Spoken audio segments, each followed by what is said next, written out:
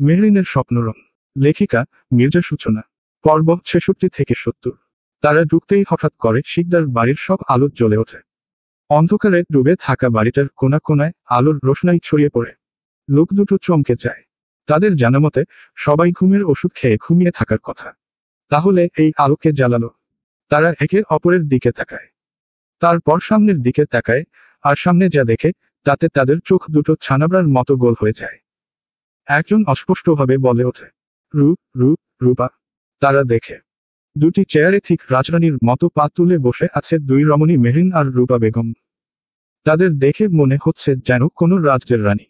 সাধারণত তো রাজারাই বিচার করে, কিন্তু এদের দেখে মনে হচ্ছে এই রাজ্যের রাজারাই শুধু নয়, বরং শাস্তি দেয় রানীরা। দুইজনের হাতেই দুটো চাবুক। তা ঘোরানো শুরু করে দিয়েছে। পায়ের ভঙ্গি এতটাই হাসি, যেন তারা শাস্তির রায় শোনার অপেক্ষায় বসে আছে। সামনে দাঁড়িয়ে থাকা দুজন ভয় পেয়ে বেরিয়ে যেতে চায়, কিন্তু পিছন ফিরতেই ঠাস শব্দ করে দরজা গর্জে উঠে বন্ধ হয়ে যায়। লোক দুটো যেন ভিতর থেকেই বের হওয়া আত্মার মতো ঘুরে দাঁড়ায়। আরও একবার তাকায় মেহরিন আর রূপা বেগমের দিকে। রূপা বেগম কৌতুক কণ্ঠে বলে ওঠেন, বারে বারে ঘুঘু তুমি খেয়ে যাও ধান, এইবার ঘুঘু তোমার বধিব পরাণ। এই সামান্য কথাতেই সামনের জনের কলিজা নড়ে ওঠে। তারা বুঝে যায়, জীবনের সবচেয়ে বড় ভুলটা হয়তো তারা আজ এই বাড়িতে এসে করেছে। নিজেদের বুদ্ধিহীনতায় দুই লোকে এবার একে অপরের মুখের দিকে তাকিয়েও কিছু বলতে পারে না। ঠিক তখনই হঠাৎ মেহরিন উঠে দাঁড়ায়। গলায় সুর বলে, তুনে মারি আন্ট্রিয়ারে, দিলমে বাজে ঘন্টিয়ারে, টিং টিং টিং। রূপা বেগম হেসে ওঠেন।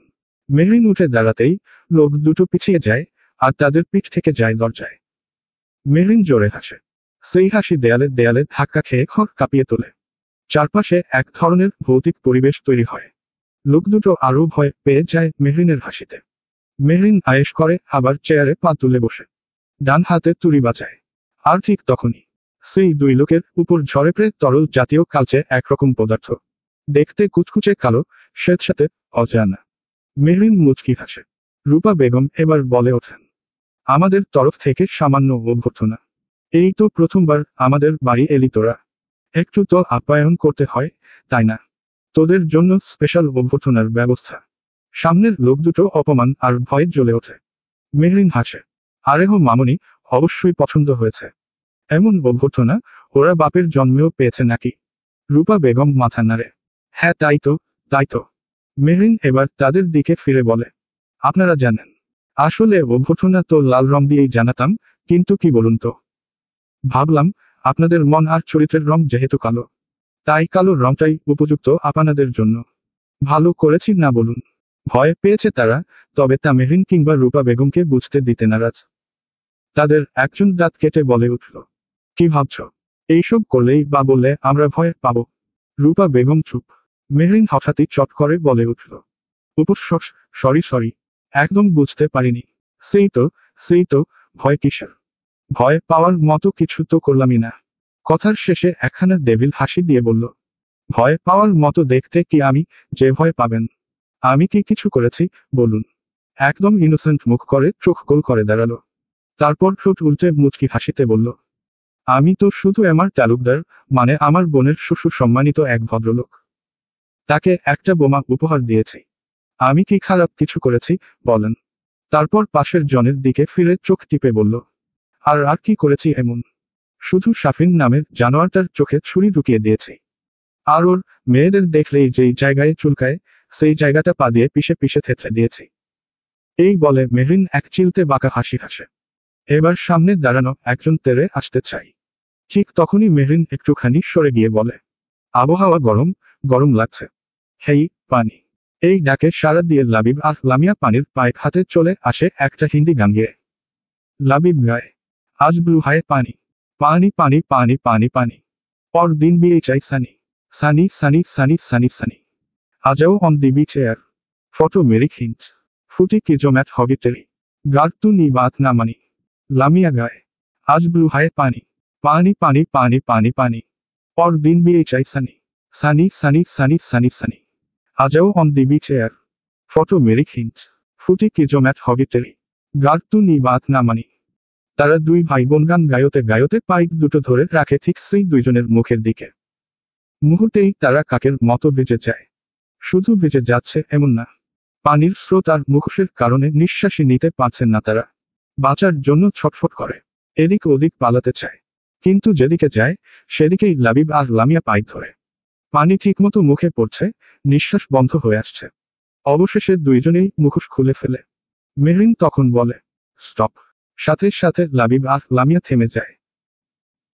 সায়েম রহমান মেহরিনের দিকে ফিরে চিৎকার করে উঠল, হারামজাদি, তুই আমার ছেলেকে মেরেছিস, এইটার বদলা আমি তোর সন্তানদের মেরে নেব।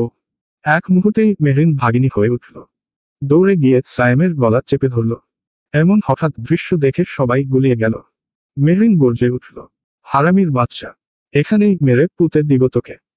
তোর এই নোংরা মুখে যদি আমার সন্তানের কথা উচ্চারণ করিস, তোর ছেলেকে যেমন মেরেছি তোকে তার থেকেও বেশি কষ্ট দিয়ে মারব। তোদের সঙ্গে আমার এখনো অনেক হিসাব বাকি, কুকুরের দল। মেহরিনের শরীরে যেন অশরীরই ভর করেছে। রূপা বেগম, লামিয়া আর লাবিব তিনজনে মিলে মেহরিনকে ঠেকাতে পারছে না। এদিকে সাইমের শ্বাস বন্ধ হয়ে আসছে, কারণ মেহরিন তার গলায় এমনভাবে চেপে ধরেছে যে নিঃশ্বাস নেওয়া অসম্ভব হয়ে উঠেছে। ঠিক তখনই রেদওয়ান তালুকদার হঠাৎ দৌড়ে ওপরে উঠে গেল। উদ্দেশ্য বাচ্চাদের হত্যা করা। তার পায়ের শব্দে সবার দৃষ্টি সেদিকে। তা দেখে সবাই বাঁকা হাসে। মেহরিন সায়েমকে ছেড়ে দেয়। ছেড়ে দেওয়া মাত্র সায়েম কাশতে থাকে। লামিয়া এক গ্লাস পানি এগিয়ে দিয়ে ঘৃণাভরা কণ্ঠে বলে, এই নিন, পানি খান। আপনার ভাগ্য দেখেন যে আমার বাবা, ভাই, ফুপ্পি আর ফুপাকে নৃশংসভাবে হত্যা করেছে, সেই খুনিকে পানি খাওয়াচ্ছি। সায়েম কোনো কথা না বলে পানি নিয়ে খেয়ে ফেলে। পানির কষ্টে সে কাঁপছে, কোনো মতে গিলছে, তারপর গলা ধরে বসে থাকে। বয়স হয়েছে, শরীর এত ধকল সহ্য করতে পারছে না, তবুও এসেছে ছেলের হত্যার বদলা নিতে। এদিকে রেদওয়ান তালুকদার মেহরিন আর রাজের রুমে পৌঁছে দেখে ঘর ফাঁকা। শুধু দুটো বাচ্চার বিছানা সাজানো, সেখানে দুইটা বাচ্চা শুয়ে আছে। রেদওয়ান তালুকদার হেসে ওঠে, আহারে, এত কষ্ট করে বাঁচলেও শেষ রক্ষা হলো না। তোমাদের মরতেই হবে, তাও আমার হাতে। এই বলে পিস্তল বের করে গুলি ছোড়ে বাচ্চাদের দিকে। কিন্তু বোকা সে জানে না, এই দুটি মানুষ নয়, মানুষের মতো দেখতে পুতুল। গুলি করেও যখন রক্ত বা কান্নার শব্দ পায় না, তখন সে এগিয়ে যায়। বাচ্চাদের সামনে গিয়ে দেখে দুটো নিছক পুতুল। তখনই তার মাথা ঘুরে যায়। পেছনে থেকে মেহ বলে ওঠে, ভাবছেন শ্বশুর মশাই, ওগুলো কান্না কেন করছে না? আহা, কান্না করবে কি করে? ওরা তো পুতুল, মানুষ না। রেদওয়ান তালুকদার পিছনে ফিরে দাঁত কিরমির করে বলে, একদম আমাকে শ্বশুর মশাই বলবি না। তোরা দুই বোন আমার জীবনের অভিশাপ। তোর বোনের জন্যই আমার ছেলে আমাকে ছেড়ে চলে গেছে, আমার একমাত্র ছেলে। তোর মতো মেয়েকে আমি আমার বাড়ির কাজের মেয়ে হিসেবেও রাখবো না। আর তুই নিজেকে আমার ছেলের বউ ভাবিস? মেয়ার কানে আঙুল দিয়ে বলে, ধুর মিয়া, শুধু এক প্যাচাল পারেন, নতুন কিছু বলেন। আর কি বললেন? আমি আপনার বাড়ির কাজের মেয়েও হতে পারতাম না। বাহ, আমার সম্পর্কে কিছু জানেন আপনি? সিঙ্গাপুরের শীর্ষ 10 ব্যবসায়ীর তালিকায় আমি একজন শীর্ষ ব্যবসায়ী নারী। তার চেয়েও বড় কথা, আপনি নিজেই আমার বোন মেহকে আপনার ছেলের বউ বানাতে চেয়েছিলেন, আর আমি তার কপি। রেদওয়ান তালুকদার কৌতুক ভরে হেসে বলে, সেটা তো দুইটা কারণে। নিজ থেকে থরি চেয়েছি। মেহর অবাক হয়ে বলে, মানে? এটাতেও আপনার স্বার্থ? রেদওয়ান তালুকদার হেসে বলে, প্রথমত হৃদ ওকে চেয়েছিল। দ্বিতীয়ত, আমি জানতাম রাজ মেহরিনকে ভালোবাসে, দূর থেকে আগলে রাখে। যদিও তখন জানতাম না রাজ শিকদারি রুদ্র আর ফারজানার ছেলে। জানলে অনেক আগেই মেরে ফেলতাম। যাকে যেটা আগে পারিনি, সেটা আজ করব। ওর বাবার মতো ওর সাথেও তাই করবে। মেহর হেসে উঠে বলে, উফ, শ্বশুর মশাই, আপনি এত বোকা কেন? এতদিনে যার কিছু ছিঁড়তে পারলেন না, তা আজ পারবেন। আপনার জন্য খারাপ লাগছে জানেন। ছোটবেলা থেকে ইচ্ছে ছিল শ্বশুরকে রান্না করে খাওয়াব, যত্ন করব। কিন্তু কপাল খারাপ। আপনার মতো একটা জানোয়ার, বিশ্বাসঘাতক, বিকৃত মানুষ আমার শ্বশুর, যাকে দেখলেই থুথু দিতে ইচ্ছে করে। এই কথা শুনেই রেদওয়ান তালুকদার চট মারতে তেড়ে আসে। মেহের তার হাত ধরে ফেলে আর বলে, আপনি যদি একজন ভালো মানুষ হতেন আর আমি আপনাকে অসম্মান করতাম, তাহলে আপনি শ্বশুর হিসেবে আমাকে মারতে পারতেন। আমি কিছু বলতাম না। কিন্তু আপনি তো সম্মান পাওয়ার যোগ্যই না, আর না আমার গায়ে হাত তোলার যোগ্যতা রাখেন। উপোস আপনি আগে কেন করছি? আপনার সাথে তো চাই না। আর কি যেন বলেছিলেন? আপনি আমাকে বৌমা হিসেবে মানেন না। আরে কুলাঙ্গারের পুতো, জানোয়ারের ছাওয়াল, দাদি শাশুড়ির বাল বেচে তাল কিনা পুতো, ওরে দাদা শ্বশুর গুলামের বড় পুতো রে, তুই আমাকে কি মানবি না? আরে ভালো শাশুড়ির জানোয়ার বর, তোকে তো আমি শ্বশুর হিসেবে মানি না। তুই আমার বালের শ্বশুর। বুইড়া খাটাইস, বুড়া বয়সেও এক চুল শয়তানি কমে না, তাই না? এক পা কবরে চলে গেছে, তাও শয়তানি সারা শরীরে কিলবিল করে। তুই বাবা হবার যোগ্য না, স্বামী হবার তো দূরের কথা, শ্বশুর হবারও না। তুই তো মানুষ হবার যোগ্যই না। তোর মতো জানোয়ারের সাথে আমার এত ভালো শাশুড়ির সংসার হলো কিভাবে জানি না। অবশ্য সেই বোকার মহিলা জানি না তুই কতটা জঘন্য মানুষ। জানলে হয়তো তোর মন মানুষের মুখে জোতা মারত। কথা শেষে মেহের এক ঝটকায় ধাক্কা দিয়ে ফেলে দেয় রেদওয়ান তালুকদারকে। সে উঠে আবার তেড়ে আস মেহেরের দিকে। এমন সময় হৃদ এসে দাঁড়ায় দু জনের মাঝে। হৃদকে দেখে নিশ্চুপ হয়ে যায় রেদওয়ান তালুকদার। হয়তো সে এখানে হৃদকে আশা করেনি। কতদিন পর ছেলেকে দেখল সে। বিয়ের দিন বাড়ি ছেড়ে গিয়েছিল হৃদ, এরপর আর ফেরেনি, না কোনো খোঁজ দিয়েছে। তবে দূর থেকে ঠিকই নজর রেখেছে ছেলের ওপর। রেদওয়ান তালুকদার হৃদের দিকে তাকিয়ে বলল, কেমন আছিস বাবা? হৃদ আঙুল তুলে বলে, ইতস, আপনার মুখ থেকে আমি আমার নাম শুনতে চাই না, একদমই না। রেদওয়ান তালুকদারের ভেতরটা যেন ভেঙে চুরে গেল হৃদের এই একটি কথায়। পৃথিবীতে সবচেয়ে বড় কষ্ট তখনই হয় যখন সন্তানের চোখে নিজের জন্য ঘৃণা দেখা যায়। তার পরাজয় সেখানেই, তার নিজের রক্ত তাকে ঘৃণা করে, তার মুখ দেখতে চায় না। হৃদ মেহেরের হাত ধরে নিচে নেমে যায়, যেখানে সায়েম আর বাকিরা আছে। রেদওয়ান তালুকদার যেন জ্বর কোনো বস্তু হয়ে নিচে নামতে থাকে। সে চাইলে চলে যেতে পারত, কিন্তু যায়নি। ভেতরটা গুড়িয়ে গেছে হৃদের একটি বাক্যে। রেদওয়ান তালুকদারকে নামতে দেখে রূপা বেগম হেসে বলে, আরে আয় আয় হৃদু, তোর জন্যই অপেক্ষা করছিলাম। জানিস, আজ তোর জন্য একটা সারপ্রাইজ আছে। রেদু, তোর মনে আছে কি করেছিলি সে রাতে? রূপা বেগমের গলা কাঁপছিল শেষের কথাটুকু বলতে গিয়ে। রেদওয়ান তালুকদার কুৎসিতভাবে হেসে উঠে সে কথায়। রূপার সামনে এগিয়ে যায়, বলে, কি রে রূপা, তোর মনে নেই? চল তবে মনে করিয়ে দিই। তার মুখে হাসি থাকলেও অন্যদের চোখে ঘৃণা ঝরে পড়ে।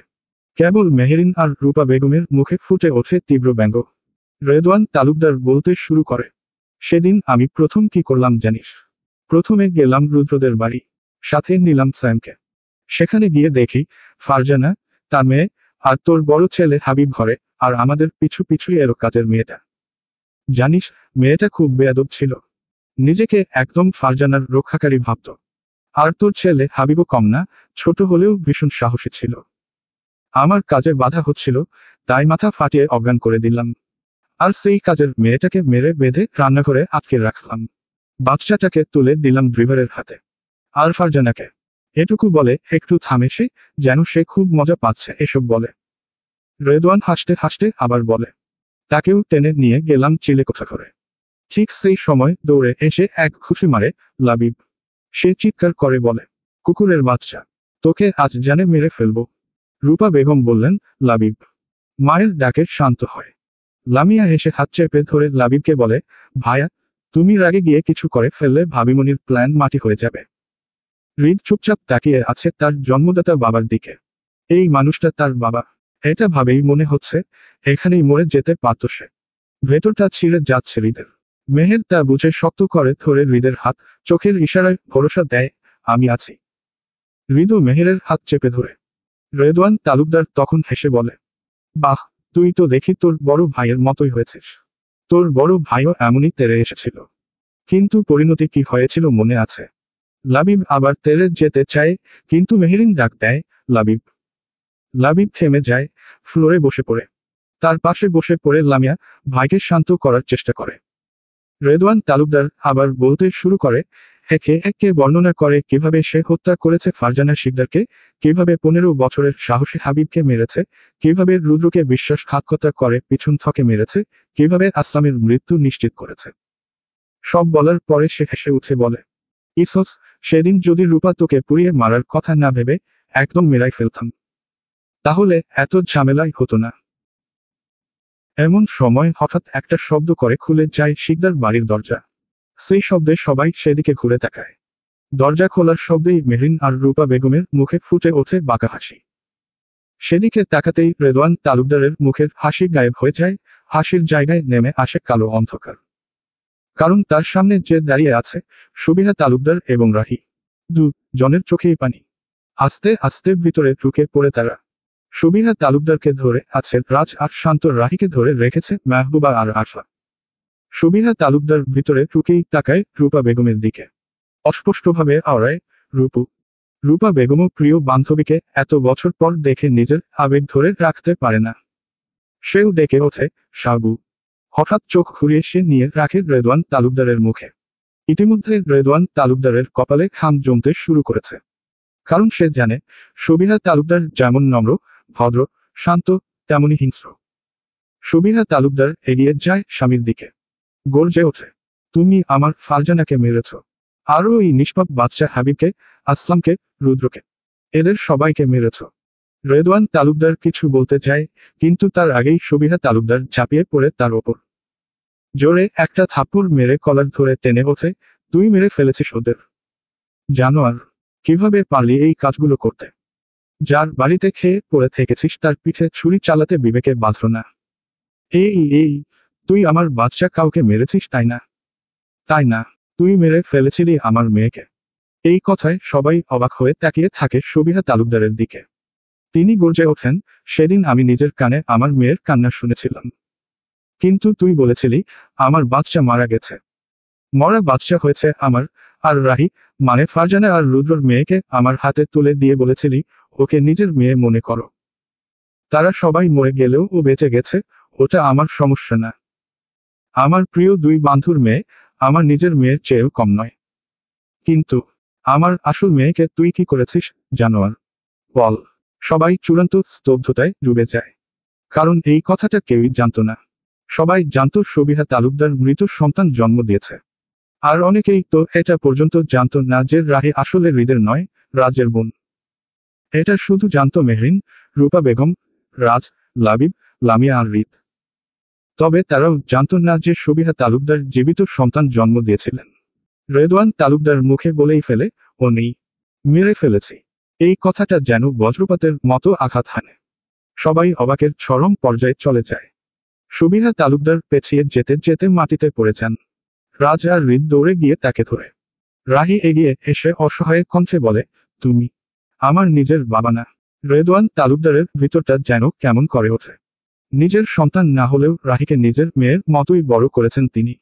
হয়তো প্রথমে স্বার্থের জন্য, কিন্তু ধীরে ধীরে একটা মায়া পড়ে গিয়েছিল রাহির প্রতি। ছি, আপনাকে আমি এতদিন বাবা বলে ডেকে এসেছি, এটা ভাবতেই এখন গা গুলিয়ে উঠছে। ছি, আপনি এতটা নীচ, আমি কোনোদিন ভাবতেই পারিনি। ছি ছি ছি, আমি আপনাকে আমার আদর্শ ভাবতাম। আর সেই আপনি, আপনি কি না আমার বাবা, মা, মামা, ভাইয়ের হত্যাকারী। ছি মি তালুকদার, ছি।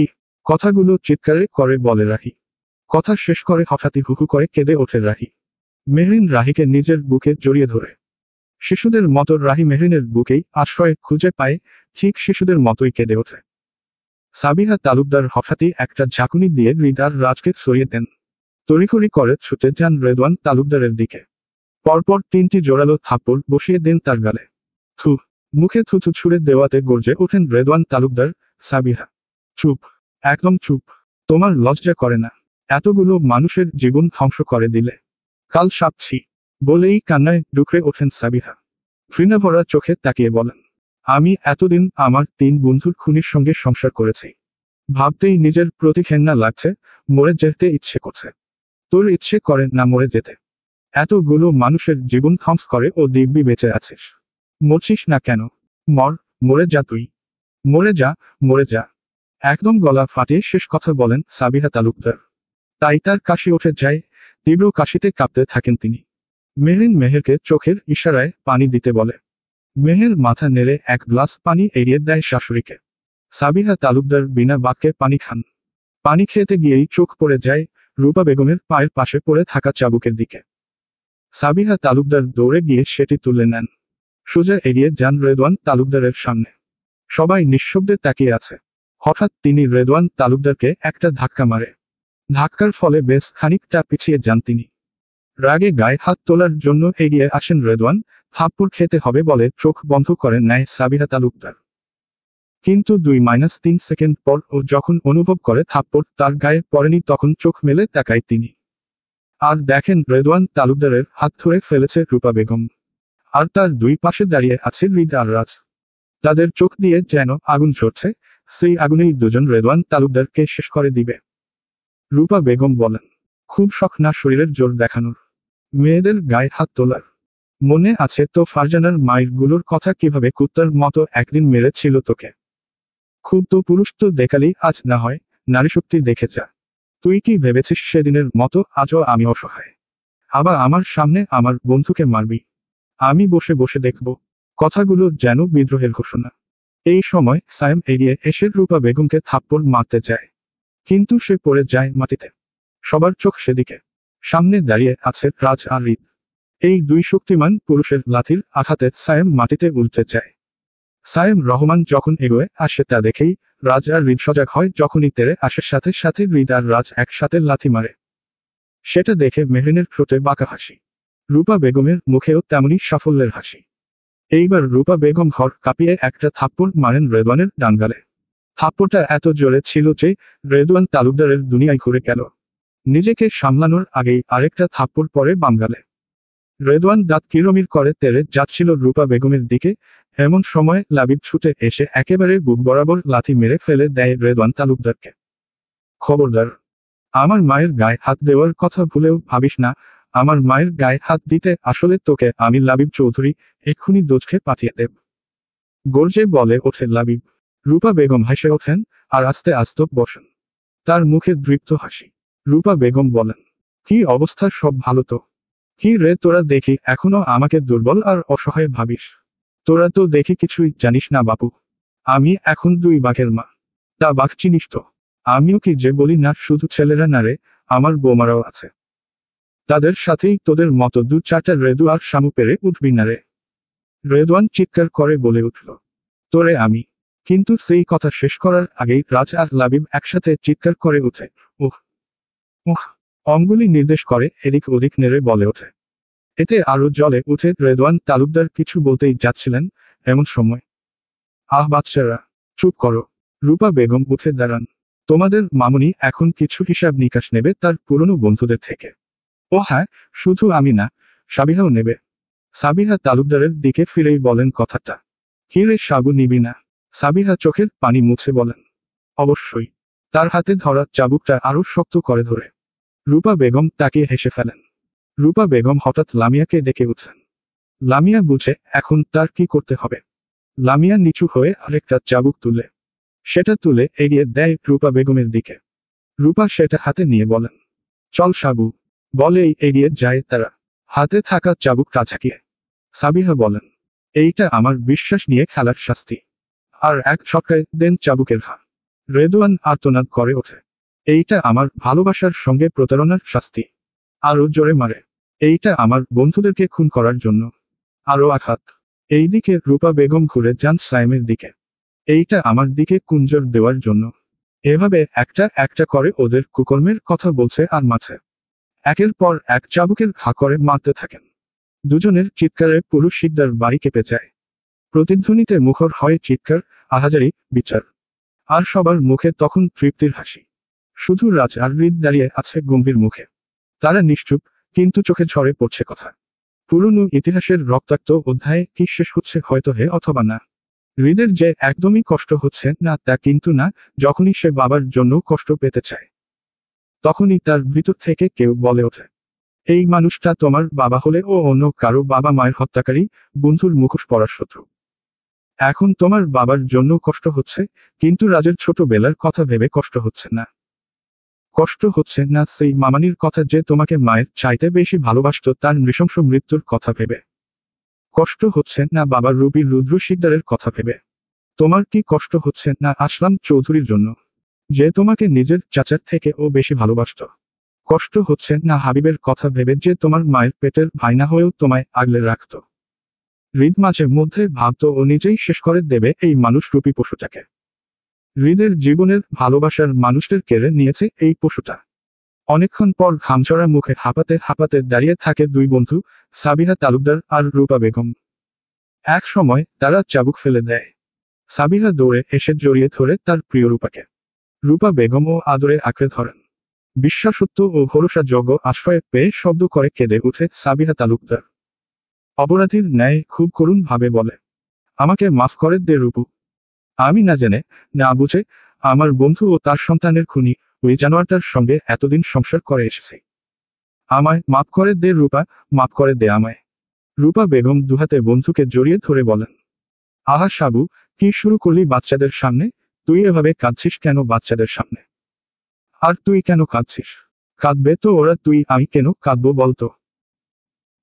বেদনায় কুকড়ে থাকা রেদওয়ান তালুকদার আর সায়েম রহমানের দিকে ফিরে তাকিয়ে রূপা বেগম এক গাঢ় হাসি দিলেন। হাসি, যা দিয়ে মানুষ সাধারণত নিজের খুশি প্রকাশ করে। হাসি, যা এক অনন্য আবেগের বহিঃপ্রকাশ। কিন্তু কিছু হাসি থাকে যা খুবই বিপজ্জনক। যেমন রূপা বেগমের এই হাসি। বাঘ যেমন শিকার পাওয়ার আনন্দে হাসে, সেই রকম এক শিকারী হাসি তার মুখে। শিকার ঠিক ধরা পড়েছে, পালাতে পারবে না আর।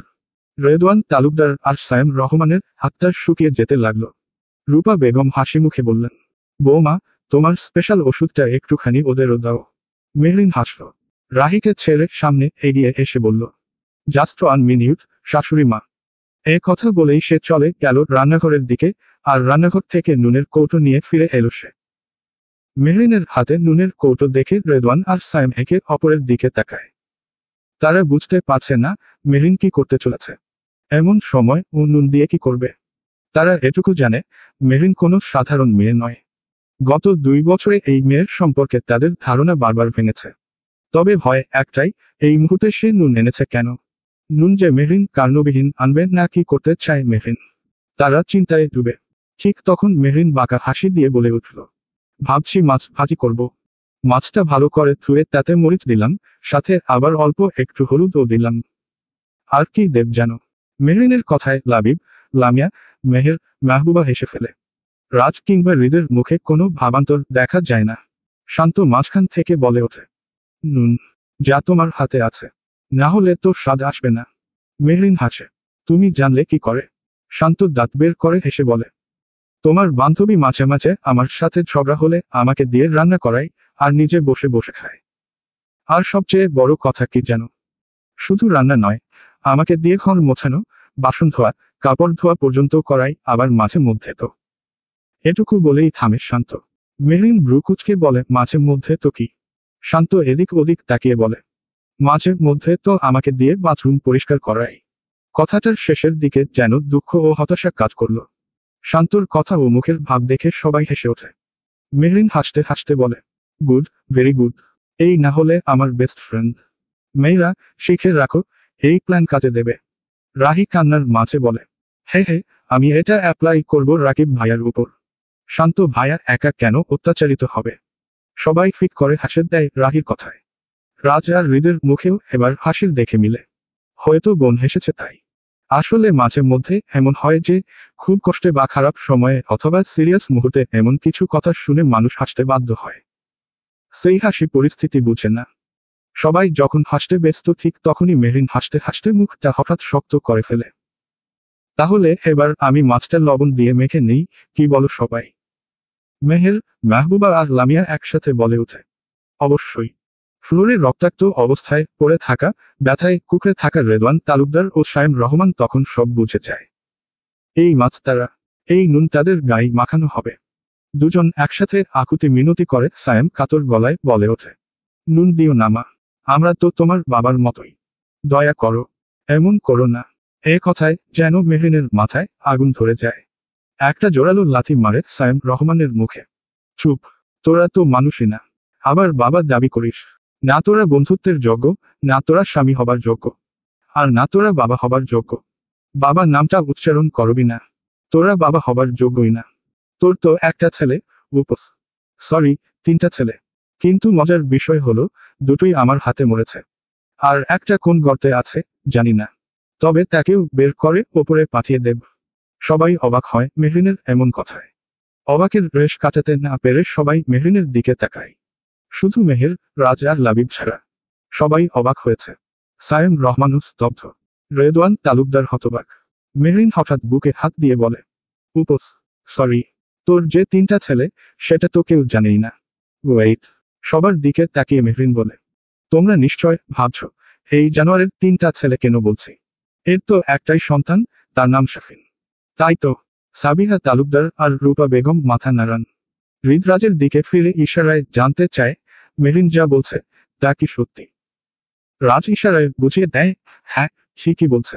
হৃদ অবাক। মেরিন ঘৃণাভরা দৃষ্টিতে তাকায় সায়েম রহমানের দিকে। এই জানোয়ার 3টা বিয়ে করেছে।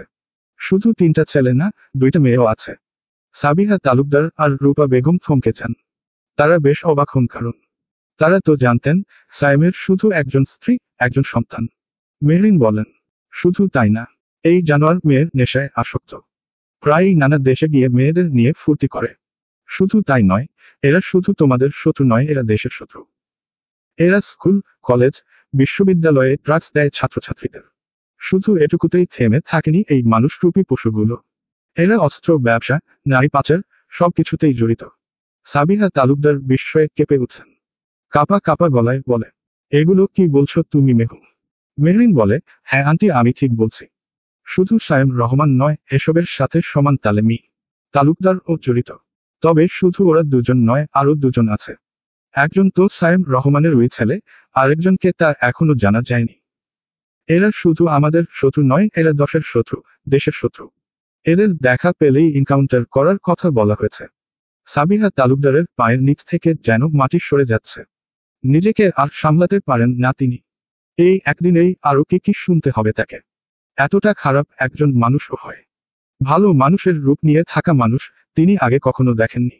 তার বন্ধুদের খুনি, তার সন্তানের খুনি, এখন আবার দেশের শত্রু। হাজার হাজার বাচ্চার জীবন ধ্বংস করে দিচ্ছে এই মানুষটা। সাবিহা তালুকদার ধপ করে পড়ে যান। তাকে আগলে ধরে রাজ আর হৃদ। আর মেরিন এগিয়ে গিয়ে হাতে থাকা নুন ছিটিয়ে দেয় 2 জানোয়ারের গায়ে। চাবুকের মার খেয়ে শরীরের অনেক জায়গায় ক্ষত বিক্ষত হয়ে আছে।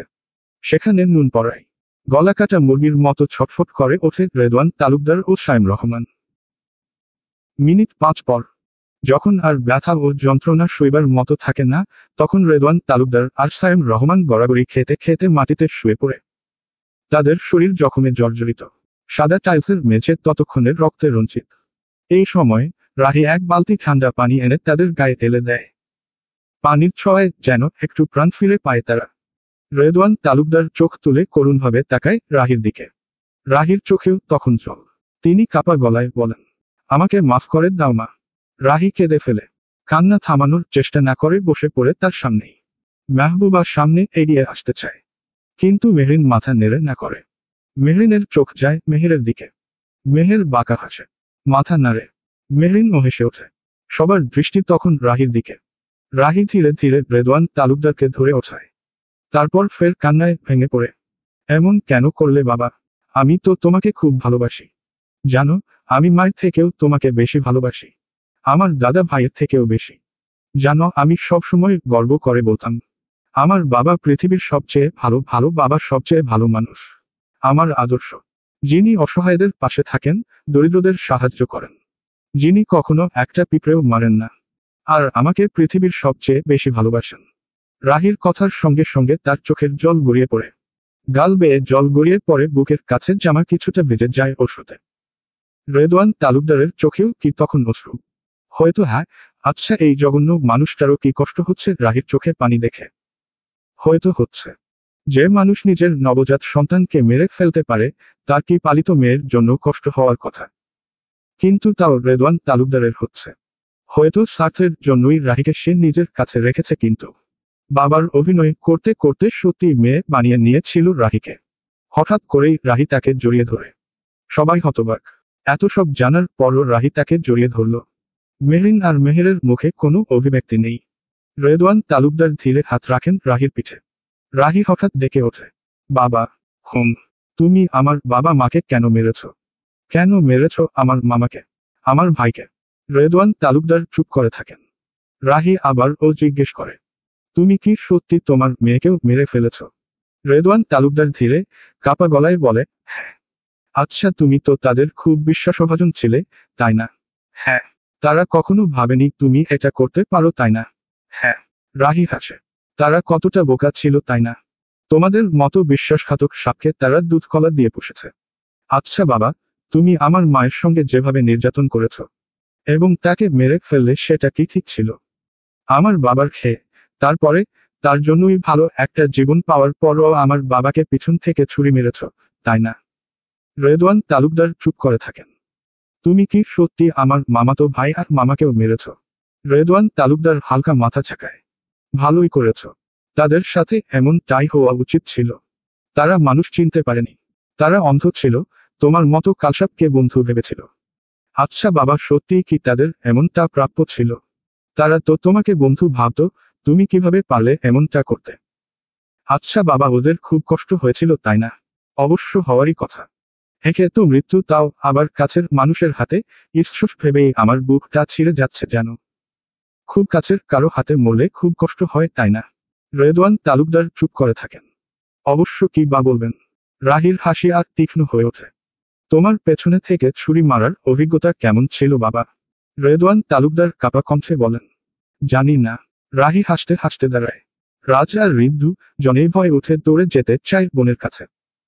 কিন্তু মেহরিন আর মেহের মাথা নেড়ে থামিয়ে দেয়। রাহি বলে, তুমি জানো না? তাহলে চল, আমি তোমাকে জানাই। সে দৌড়ে যায়। কিছুক্ষণের মধ্যেই ফিরে আসে। রাহি এগিয়ে গিয়ে আবার জড়িয়ে ধরে রেদওয়ান তালুকদারকে। বাবা, আমি তোমাকে খুব ভালোবাসি জানো, এই পৃথিবীতে আল্লাহ নবীর পর আমি তোমাকেই ভালোবাসি। কথা শেষে রেদওয়ান তালুকদারের কপালে চুমু খায়। তোমার শরীরের বাবা বাবা গন্ধটা আমি মিস করব। রেদওয়ান তালুকদার রাহির মাথায় হাত রেখে কিছু বলতে চায়, ঠিক তখনই জামার নিচে লুকিয়ে রাখা হাতটা বের করে একটা ধারালো ছুরি বসিয়ে দেয় রেদওয়ান তালুকদারের বুকের ঠিক বাম পাশে। রেদওয়ান তালুকদার চমকে তাকায়। রাহি হেসে বলে, এইটা আমার বাবা মা ভাই থেকে আমাকে আলাদা করার জন্য। আরেকটা আঘাত। এইটা আমার মাকে নির্যাতন করে মারার জন্য। আরেকটা। এইটা আমার বাবাকে পিছন থেকে ছুরি মারার জন্য। আরো। এইটা আমার ভাই আর মামনিকে রাজপ্রাসাদ থেকে ছুঁড়ে ফেলে রাস্তায় নামানোর জন্য। একটা দুটো নয়, পরপর আঘাতে দেহ নিস্তেজ হয়ে আসে। সবার সামনে লুটিয়ে পড়ে রেদওয়ান তালুকদার। রাহির মুখ রক্তে ভেজা। সে যেন রক্তপিপাসু জন্তু, বহুদিন পর শিকার পেয়ে গেছে। সে তার বুকে মাথা রেখে বলে, আমি অনেক আগেই জেনেছিলাম, তুমি আমার আসল বাবা না। কিন্তু তুমি যে আমার বাবা মা মামা ভাইয়ের খুনি তা ভাবতেই পারিনি। এই বাক্যটা যেন বজ্রাঘাত হয়ে পড়ে চারপাশে।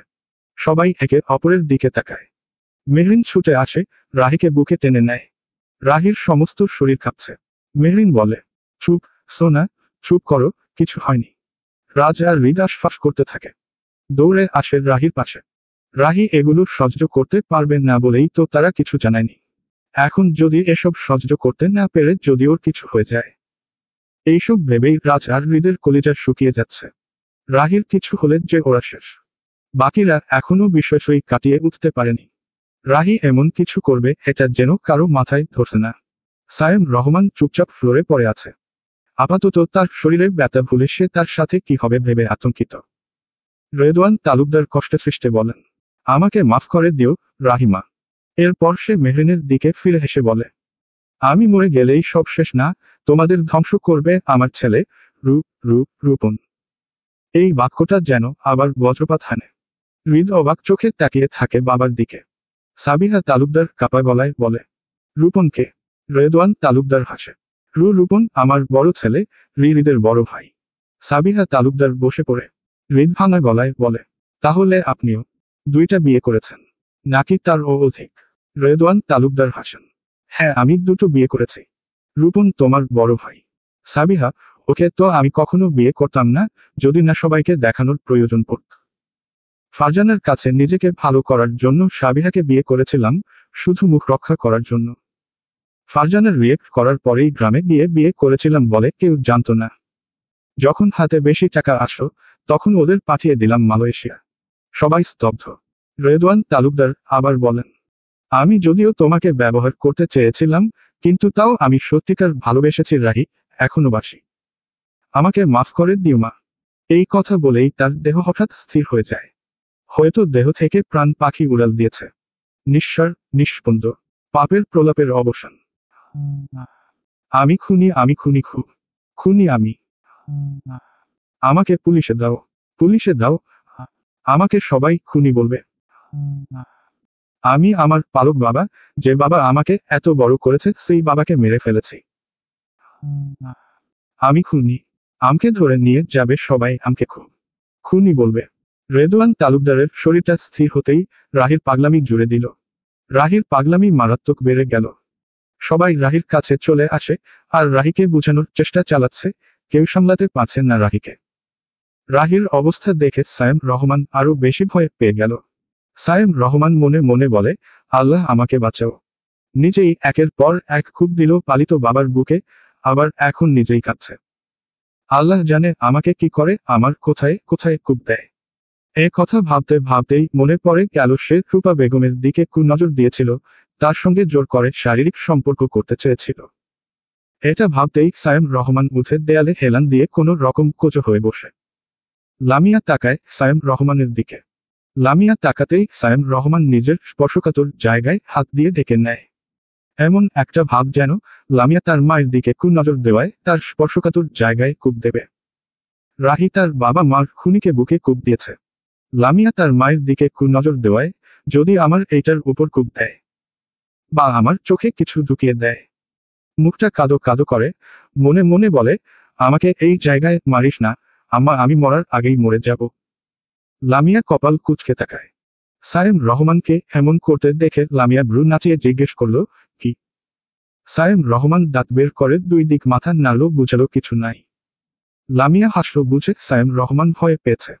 হাফ ছেড়ে আবার লামিয়ার দিকে তাকায়, ভ্রু কুচকে খুঁটিয়ে খুঁটিয়ে দেখে। মনে মনেই বলে, মেয়েটাকে দেখে তো শান্ত মনে হলো, আবার আমাকেও পানীয় খাওয়ালো, হয়তো এই মেয়েটা এত উগ্র নয়।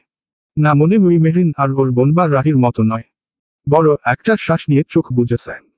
আর এমন সময় সামনে থেকে লামিয়া উঠে একটা দাঁড়িয়ে এসে বলল, কুকুরের বাচ্চা, তোর চোখ আর কল্লা দুইটাই ফেলে দিব আজ। তুই আমার মায়ের দিকে বাজে নজর দিস। ইয়া আল্লাহ! সায়েম রহমান চোখ বন্ধ করে চিৎকার করে উঠল, না। সবাই তাকায় সায়েম রহমানের দিকে। সায়েম রহমান চোখ মেলে তাকায়, যখন দেখে সবাই তার দিকে চেয়ে আছে আর বুঝে এটা শুধুই তার কল্পনা, তখন দাঁত বের করে বলে, না মানে আমি রাহি মামুনির কান্না থামানোর চেষ্টা করলাম। এই কথা শুনে লাবিন তেরে আসতে চাই, কিন্তু মেহবুবা ধরে ফেলে। আর সায়েম রহমান শীষ বাজাতে বাজাতে অন্য দিকে ঘুরে যায়। ভাবটা যেন কিছু হয়নি। ওদিকে রাহি পাগলের মতো করেছে, তার মুখে একটাই কথা, আমি খুনি, আমি খুন করেছি, আমি মেরে ফেলেছি, আমাকে পুলিশ ধরে নিয়ে যাবে। রাহিকে কিছুতেই সামলানো যাচ্ছে না, কেউ তাকে শান্ত করতে পারছে না। মেহরিন রাহিকে বলে, না সোনা, কিছু হবে না, তুই কিছু করিসনি সোনা, তুই না আমার পাখি, চুপ কর বাবু, চুপ। কিন্তু রাহি কিছু বুঝতে চাইছে না, সে আবার পাগলামি জুড়ে দিল। শেষমেশ না পেয়ে মেহরিন একটা থাপ্পড় মারল রাহিকে। সবাই চমকে যায়, শুধু মেহের বাদে। হৃদ এগিয়ে আসতে চাইল, মেহে ধরে ফেলে মাথা নেড়ে না করল। রাজ কিছু বলতে চাইল, মেহরিন হাত তুলে থামিয়ে দিয়ে বলল, সমস্যা কি তোর? কে তোকে খুনি বলেছে? মেহরিন কথাটা চেঁচিয়ে বললেও এরপর রাহিকে আবার বুকে আগলে নেয়। শুন, ভেঙে পড়লে চলবে না, তুই না আমার স্ট্রং পাখি, আমার শক্তিশালী, বুদ্ধিমতী, তবে তুই কেন এমন বোকাদের মতো করিস? তুই তো ভুল কিছু করিসনি। তুই নিজের বাবা মা ভাই মামার মৃত্যুর বদলা নিয়েছিস, ইন্তেকাম নিয়েছিস। জানিস তো ইসলাম প্রতিষ্ঠা করতে অনেক প্রাণ দিতে হয়েছে, আবার নিতে হয়েছিল। উসমান গাজীর নাম শুনেছিস না? রাহি নাক টেনে মাথা নাড়ল। মেহরিন বলে, উসমান গাজীর দুইটা বউ ছিল, বালা খাতুন ও মালহান খাতুন। তুই জানিস ওরা কত মানুষের জীবন নিয়েছে? তাহলে কি তারা খুনি হয়েছে না? হয়নি। আমরা খুব সম্মানের সাথে তাদের নাম নিই, কারণ তারা ইসলামের জন্য লড়েছে, মানুষের জন্য লড়েছে। জানিস সেই সময়ে এরিদি ও মঙ্গোলিরা মুসলিমদের ধরে নিয়ে মেরে ফেলত। শুধু তাই নয়, ওরা মুসলিমদের ধরে নিয়ে মেরে ফেলত। তখনকার জালিমদের মতোই কাউকেই তুই মেরেছিস। তুই তো ভালো মানুষকে মেরিসনি, এমন একজনকে মেরেছিস যে তোর বাবা মা ভাই মামার খুনি, তোর পরিচয় করে নেওয়া অপরাধী। তার থেকেও বড় কথা, রেদওয়ান তালুকদারের মতো একজন মানুষ আগের কালের মঙ্গোলিদের মতোই। জানিস মঙ্গোলিরা মুসলিম শিশুদের নিয়ে গিয়ে জাদুটুনা করত, বেধর্মী বানাতো, ওদের খারাপ পথে ঠেলে দিত। রেদওয়ান তালুকদারও ওদের মতো এই মানুষের জন্য, যে আমাদের দেশের যুব সমাজ ধ্বংস করে দিচ্ছে। রাহি ছোট ছোট ছেলে মেয়ে ড্রাগসে অশক্ত হচ্ছে, সেই নেশায় ওরা চুরি ডাকাতি করছে, এমনকি মানুষ পর্যন্ত মেরে ফেলছে নেশার টাকার জন্য। তুই বল, তুই ওনাকে মেরে ভালো করেছিস না? তুই শুধু তোর প্রতিশোধ নিয়েছিস, এই দেশের অনেক মানুষের জীবন বাঁচিয়েছিস। রাহি তাকিয়ে থাকে মেহরিনের দিকে, শুধু রাহি নয়, সবাই মুগ্ধ হয়ে মেহরিনের কথা শুনছিল। কি সুন্দর একটা উদাহরণ দিয়ে বুঝালো রাহিকে। রাহির পাগলামি কমে গেল। হেঁচি তুলতে তুলতে রাহি বলল, কিন্তু কেউ যদি বলে দেই আমি খুন করেছি তাহলে তো আমায় পুলিশ ধরে নিয়ে যাবে। রাহির এমন কথায় সবাই হাসে। মেহরিন হেসে বলল, দূর পাগল, কিছু হবে না, কে বলবে বলতো। আর বাংলাদেশ আইন বিভাগ এখন টাকার ওপর চলে। ওদের এখন আর মনুষ্যত্ব নেই, কয়টা টাকা পেলে নির্দোষকে দোষী আর দোষীকে নির্দোষ বানিয়ে দেয়। আর তার থেকেও বড় কথা, পুলিশ কাছে প্রমাণ লাগবে যে খুনটা তুই করেছিস, সেই প্রমাণ বা সাক্ষী কোথায় বলতো। রাহি বলল, তোমরা সবাই তো দেখেছ। মেহরিন হাসলো, হাসতে হাসতে বলল, কেউ কি কিছু দেখেছ? সবাই একসঙ্গে বলল, আমদমি না। রাহি হাসলো। রাহিকে হাসতে দেখে বাকি সবাইও হাসলো। রাহি হাসতে হাসতে বলল, সব কয়টা ড্রামাবাজ। মেহরিন রাহির চিবুকে হাত রেখে বলল, আর তুই আমাদের ড্রামা কুইন। রাহি হেসে হঠাৎ চিন্তিত হয়ে বলল, তোরা তো কাউকে কিছু বলবি না, কারণ তোরা সবাই আমার, কিন্তু ওই শয়তানের চাওয়াল যদি বলে দেই। সায়েম রহমানের দিকে আঙুল তোলে কথাটা বলল রাহি। রাহির কথা সবাই চায় ওদিকে। সায়েম রহমান রাহির কথা শোনার আগে সে চেঁচিয়ে উঠল, না না না, আমি কিছু দেখি নাই। সত্যি বলছি, আমি কিছুই দেখি নাই। রেদওয়ান তালুকদার নামের কাউকে তো আমি চিনি না। তারপর মাথায় হাত দিয়ে বলতে লাগলো, আল্লাহ, আমি কে? আমার নাম কি? বাপের নাম কি? আম্মা গো, আমি কিছু মনে করতে পারছি না, কি হলো আমার? আমি কে? আমার নাম কি? বাবা মাকে? নিজের জীবন বাঁচাতে নাটক শুরু করলো সায়েম রহমান। আর বাকি সবাই সায়েম রহমানের এসব দেখে হাহু করে হাসে ফেলে। মেহরিন বাকহাসি দিয়ে বলল, চিন্তা করিস সোনা, কাকুকে খুব তাড়াতাড়ি তার চিরস্থায়ী ঘরে পাঠিয়ে দিব। মেহরিনের কথা শুনেই সবাই হাসে উঠল, শুধু সায়েম রহমানের মুখটা কাঁপসে গেল। রূপা বেগম তা লক্ষ্য করল, বাঁকা হাসতে হাসতে ডাকে, লাবিব। মায়ের মুখে নিজের নাম শুনে কাছে এসে দাঁড়ায় লাবিব। লাবিবকে ডেকে এবার রূপা বেগম রাজকে ডাকল। রাজও গিয়ে দাঁড়ালো রূপা বেগমের পাশে। রাজ আর লাবিব একে অপরের দিকে দিকে তাকালো, আবার রূপা বেগমের দিকে। রূপা বেগম বলল, লাইফে তো বিনোদনের ও খেলাধুলার দরকার আছে, তাই না? এমন একটা সময়ে রূপা বেগমের মুখে বিনোদন আর খেলাধুলার কথা যেন কারো হজম হলো না। শুধু মেহরিনের মুখে দেখা দিল একটা রহস্যময় হাসি। তার একটাই কারণ, এই 2 বছরে রূপা বেগমের সঙ্গে মেহরিনের একটা অন্যরকম সম্পর্ক গড়ে উঠেছে, যাকে বলে অতিথিক সম্পর্ক। এমন অনেক ঘটনাও ঘটেছে। যেমন একদিন এমনই হয়েছিল, মেহরিন রূপা বেগমকে একটা কথা বলতে গেল। রূপা বেগম মেহরিনকে দেখেই বলল, বৌমা, তুমি তো এটা বলতে চেয়েছ। সেদিন মেহরিন খুব অবাক হয়েছিল। ঠিক তেমনি একদিন রূপা বেগম মেহরিনকে একটা কথা বলতে এসেছিল। মেহরিন বলেই ফেলল, মামুনি, আপনি কি এটা বলতে চান? আসলে এমন কিছু কিছু মানুষ আমাদের জীবনে থাকে, যাদের আমরা ফিল করতে পারি তারা আমাদের কাছে খোলা বইয়ের মতো। তাদের সম্পর্ক এমন হয় যে একজন অপরজনের মন পড়তে পারে। ঠিক তেমনি একটা সম্পর্ক মেহরিন আর রূপা বেগমের মধ্যে। তারা শাশুড়ি বৌমা হলেও তাদের সম্পর্ক বন্ধুর মতো। মেহরিনের কাছে চুমকির যেমন রূপা বেগম ও তেমনি। এগুলোই ভাবে হাসছিল মেহরিন। এমন সময় সাবিহা তালুকদার উঠে বলল, কি বলছিস এসব রূপু? তোর কি মাথা খারাপ হয়ে গেছে? এমন একটা অবস্থায় দাঁড়িয়ে তুই গেম আর বিনোদনের কথা বলছিস? রূপা বেগম সাবিহা তালুকদারকে এক হাত দিয়ে জড়িয়ে ধরে ধরে বলল, আরে বেডি, একটু আপডেট হো। সবাই যা করে আমরা কেন তা করব বলতো? আমাদের জীবন কি বাকি সবার মতো? দেখ, আমরা যে সময়টা পার করেছি বা যা যা ফেস করেছি, যে পরিস্থিতির ওপর দিয়ে গেছি তা আর 10 জন চায়নি। তো আমরা সবার থেকে আলাদা। সবার দিকে ফিরে আবার বলে, কি বলো বাচ্চারা, ঠিক বলেছে তো? সবাই একসাথে বলে উঠল, ঠিক। রূপা বেগম হাসো, হাসতে হাসতে বলল, দেখলি তো? হৃদ ব্রু কুচকে বলে, তুমি মাথায় কি আছে বলে ফেলে তো মামুনি। রূপা বেগম হাসতে হাসতে বলল, বাচ্চারা সবাই একসাথে হও। রূপা বেগমের কথা মতো সবাই একসাথে হয়ে দাঁড়ালো। বাচ্চারা মানের রাজ, মেহরিন, হৃদ, মেহের, শান্ত, মাহবুবা, লাবিব, লামিয়া, আরফা আর রাহি। সবার চোখে কৌতূহল ছড়ছে। রূপা বেগম বলল, আচ্ছা, তোমরা লাস্ট কখন খেলাধুলা করেছো বাচ্চারা? সবাই একসাথে বলল, অনেক দিন আগে। রূপা বেগম বলল, তাই আমি সবাইকে আজ একটা গেম খেলার সুযোগ দিব, তোমরা খেলবে তো? সামনে লাশ, আরেকজন রক্তাক্ত অবস্থায় কেউ পড়ে আছে, আর ওরা নাকি খেলাধুলার কথা বলছে। এগুলো কি সাধারণ মানুষের মধ্যে পড়ে? এসবই মনে মনে ভাবছে সায়েম রহমান। মনে মনে আরো বলে, এরা কেউ সুস্থ মানুষ নয়, সবগুলি পাগল। হে আল্লাহ, আমাকে বাঁচাও। এবার যদি বেঁচে ফিরতে পারি, আর কোনো দিন এদেশ মুখ হব না।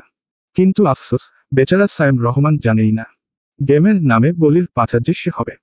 হঠাৎ মেহরিন বলল, মামুনি, গেমটা ইন্টারেস্টিং তো। রূপা বেগম একবার সায়েম রহমানের দিকে তাকিয়ে আবার বাঁকা হেসে বলল, অবশ্যই এটা এমন একটা গেম যাতে মনও ভরবে, বিনোদনও পাবে। তবে একটা কথা, সবাই একসাথে বলে কি? রূপা বেগম বলল, এটা সাহসীদের জন্য, ভীতুরা পারবে না। এই কথা শুনে সবার মধ্যে একটা জোশ চলে আসে। সবাই একসাথে বলল, আমরা রেডি। রূপা বেগমের পাশে বোকার মতো তার দিকে তাকিয়ে থাকা সাবিহা তালুকদারের দিকে তাকিয়ে হেসে বলল, তুই খেলবি না, সাবু? সাবিহা তালুকদার আস্তে আস্তে গিয়ে সোফায় বসে বলল, আমি খেলাধুলায় নেই, আর আমার এখন সেই বয়স নেই। বাচ্চারা খেলুক, আমি দেখব। রূপা বেগম ব্রু কুঁচকে বলল, তুই যা বললি মনে রাখিস, পরে যেন আফসোস করিস না।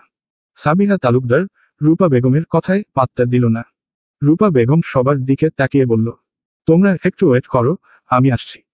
আর হে হৃদ, রাজ, তোমরা শামুকে একটা চেয়ারের সঙ্গে বেঁধে ফেলো। কোনো প্রশ্ন ছাড়াই, কোনো কারণ না জেনেই তারা রূপা বেগমের কথা মতো সায়েম রহমানকে একটা চেয়ারে বেঁধে ফেলল রাজ আর হৃদ। এতক্ষণে রূপা বেগম চলে আসে। একটা বক্স হাতে নিয়ে সবাই কৌতূহল নিয়ে দাঁড়িয়ে রইল। রূপা বেগম বক্সটা সবার সামনে রাখল টেবিলের উপর। বক্স খুলতেই সবাই একটু চমকে উঠে, কারণ বক্স ভর্তি ছিল ছুরি। রূপা বেগম বলল, চিল্ল করো বাচ্চারা, খেলা তো এর সাহায্যেই হবে।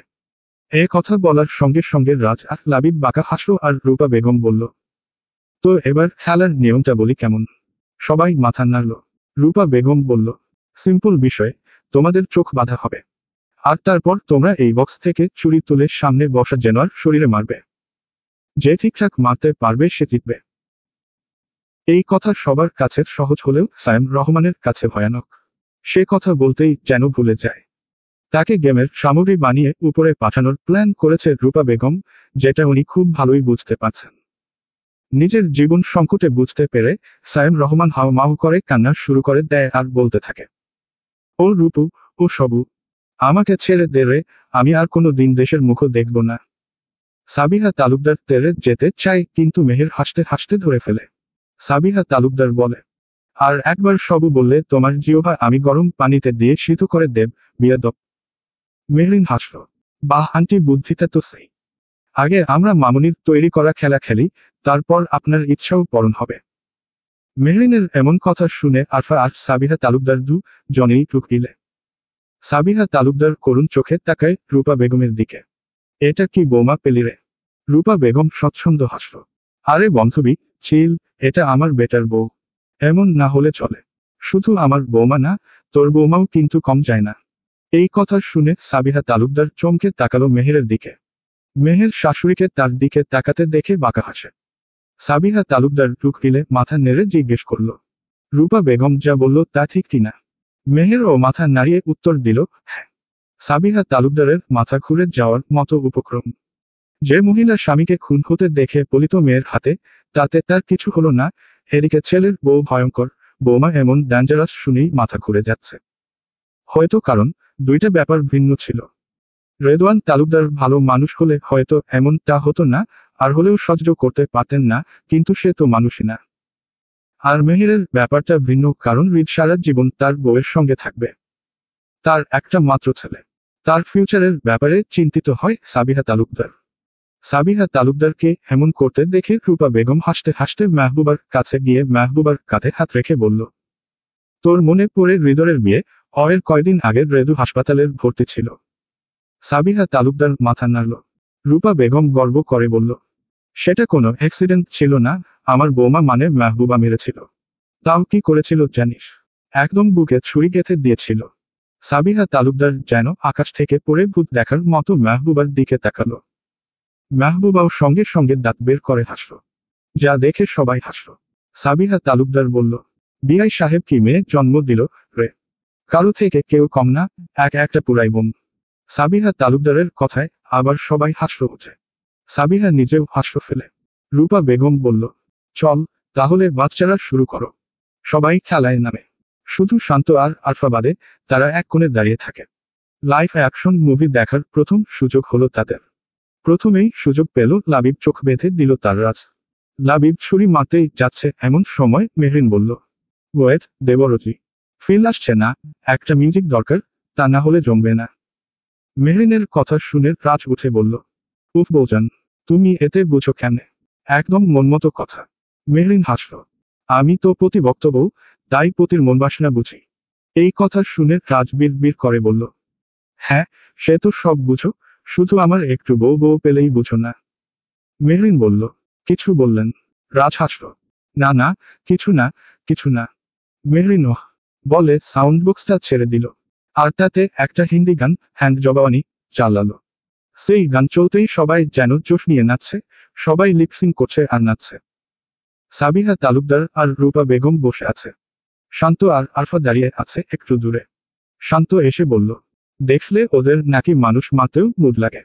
সব কয়টা সাইকো। আরফা বলল, যা বলেছ ভাইয়া। নাচতে নাচতে এগিয়ে আসলো মেহরিন। তার নাচ দেখে মনে হচ্ছে না তার বাচ্চা হয়েছে, আর আজ তাদের 7 দিন। সে দিব্যি নাচছে। লাবিবের কাছে আছে মেহরিন বলল, লেটস স্টার্ট দেবরজি। লাবিব ছুরিটা ঘুরিয়ে ঘুরিয়ে নাচছে, নাচতে নাচতে ছুরিটা ছুঁড়ে মারছে আর সেটা ঠিক গিয়ে লাগছে। সায়েম রহমান বুকের ডান পাশে চিৎকার করে উঠে সে গোলগলিয়ে রক্ত ঝরে। তবে তার চিৎকার কারো কান পর্যন্ত পৌঁছাচ্ছে না, কারণ মাহবুবা গিয়ে সাউন্ড বাড়িয়ে দিয়েছে।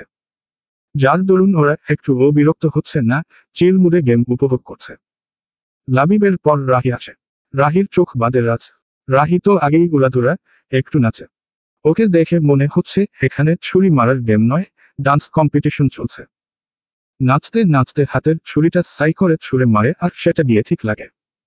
সায়েম রহমান গলায় গলাগলি করে রক্ত ঝরে আবারও।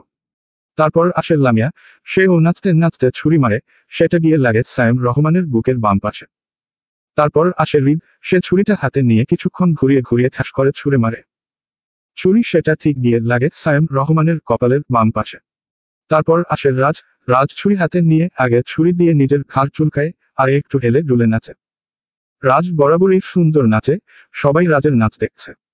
নাচতে নাচতে হঠাৎ করেই ছুরি মেরে দিল রাজ, আর সেটা গিয়ে লাগলো একদম সায়েম রহমানের কপালের মাঝখানে। সায়েম রহমানের শরীর থেকে প্রাণপাখি অনেক আগে বেরিয়ে গেছে, কিন্তু তা যেন মনের তৃষ্ণা মিটে না। রেদওয়ান তালুকদারের ক্ষেত্রে একটু খারাপ লাগা কাজ করলে ও সায়েম রহমানের ক্ষেত্রে কারো খারাপ লাগে না, উল্টো সবাই উপভোগ করেছে। এখনো 2 রমণী বাকি। মেহরিন দিয়ে গানটা চেঞ্জ করেলো, এবারও একটা হিন্দি গান, শিকি শিকি। 2 বোন একসাথে খেলবে, তাই রাজ ও হৃদ, মেহরিন আর মেহের চোখ বেঁধে দিল। 2 বোন আগে নাচে শিকি শিকি গানে। তারপর যখন গানটা শেষ হলো, সেই মুহূর্তেই একসাথে ছুরি মারল। 2 বোন ঠিক সায়েম রহমানের 2 চোখে ছুরি মারল। গেম শেষ হলো আর সাথে রূপা বেগম উঠে বলল, উফ, তোমরা সবাই ফেল, আমার 2 বৌমা উইন, মেহরিন ও মেহের। সবাই হাসল উঠে। শত্রু যেন শেষ হয়েও হলো না। যে শত্রুদের আমরা চিনি, তাদের তো মোকাবিলা করা যায়, কিন্তু যে শত্রুকে আমরা চিনি না, তাকে কি আদৌ মোকাবিলা করা সম্ভব? এই শত্রু বিনাশের মাধ্যমেই যেন শত্রুর অবসান ঘটে। আর কোনো কালো ছায়া যেন না নামে তাদের জীবনে। ভালোই যাচ্ছে এখন দিন। নেই কোন কালো ছায়া, নেই দুঃখ, নেই কোন কষ্ট, কোনো সুখের অভাব নেই, নেই কোনো চিন্তা, নেই কোনো শত্রু ষড়যন্ত্র। সবকিছু কাটছে শুধু সুখ আর শান্তিতে। এভাবেই দেখতে দেখতে কেটে গেল 2 মাস কেটে গেছে। রাত তখন 11টা বেজে 50 মিনিট। রাজ আর লাবিব আল্লাহর রাসূলের নাম নিয়ে দুরু দুরু বুকে নিজেদের বাড়িতেই ঢুকছে না। এখনো পর্যন্ত এমন কাউকে পৃথিবীতে পাওয়া যায়নি যে তার বউকে ভয় পায় না। রাজা, প্রজা, মন্ত্রী, মিনিস্টার, এমনকি ভয়ানক গ্যাংস্টার, মাফিয়া, সবাই তাদের বউদের ভয় পায়। এটা সব কিছুর মাধ্যমে প্রমাণিত। কিন্তু কথা সেটা নয়। কথা হলো, আজ রাজ ও লাবিবের আসার কথা ছিল সন্ধ্যা 7টার ভিতরে। কারণ লাবিব মাহবুবা, লামিয়া আরশ, এই 4 জনের বিয়ের তারিখ ফাইনাল হয়েছে। সামনের মাসের 1 তারিখ। একদিনেই হবে ওদের বিয়ে। হাতে বেশি সময় নেই আর বিয়েতে হবে শান্তিপুরে। মানে, লাবিব লামিয়ার দাদুবাড়ি আর রাজের নানুবাড়ি।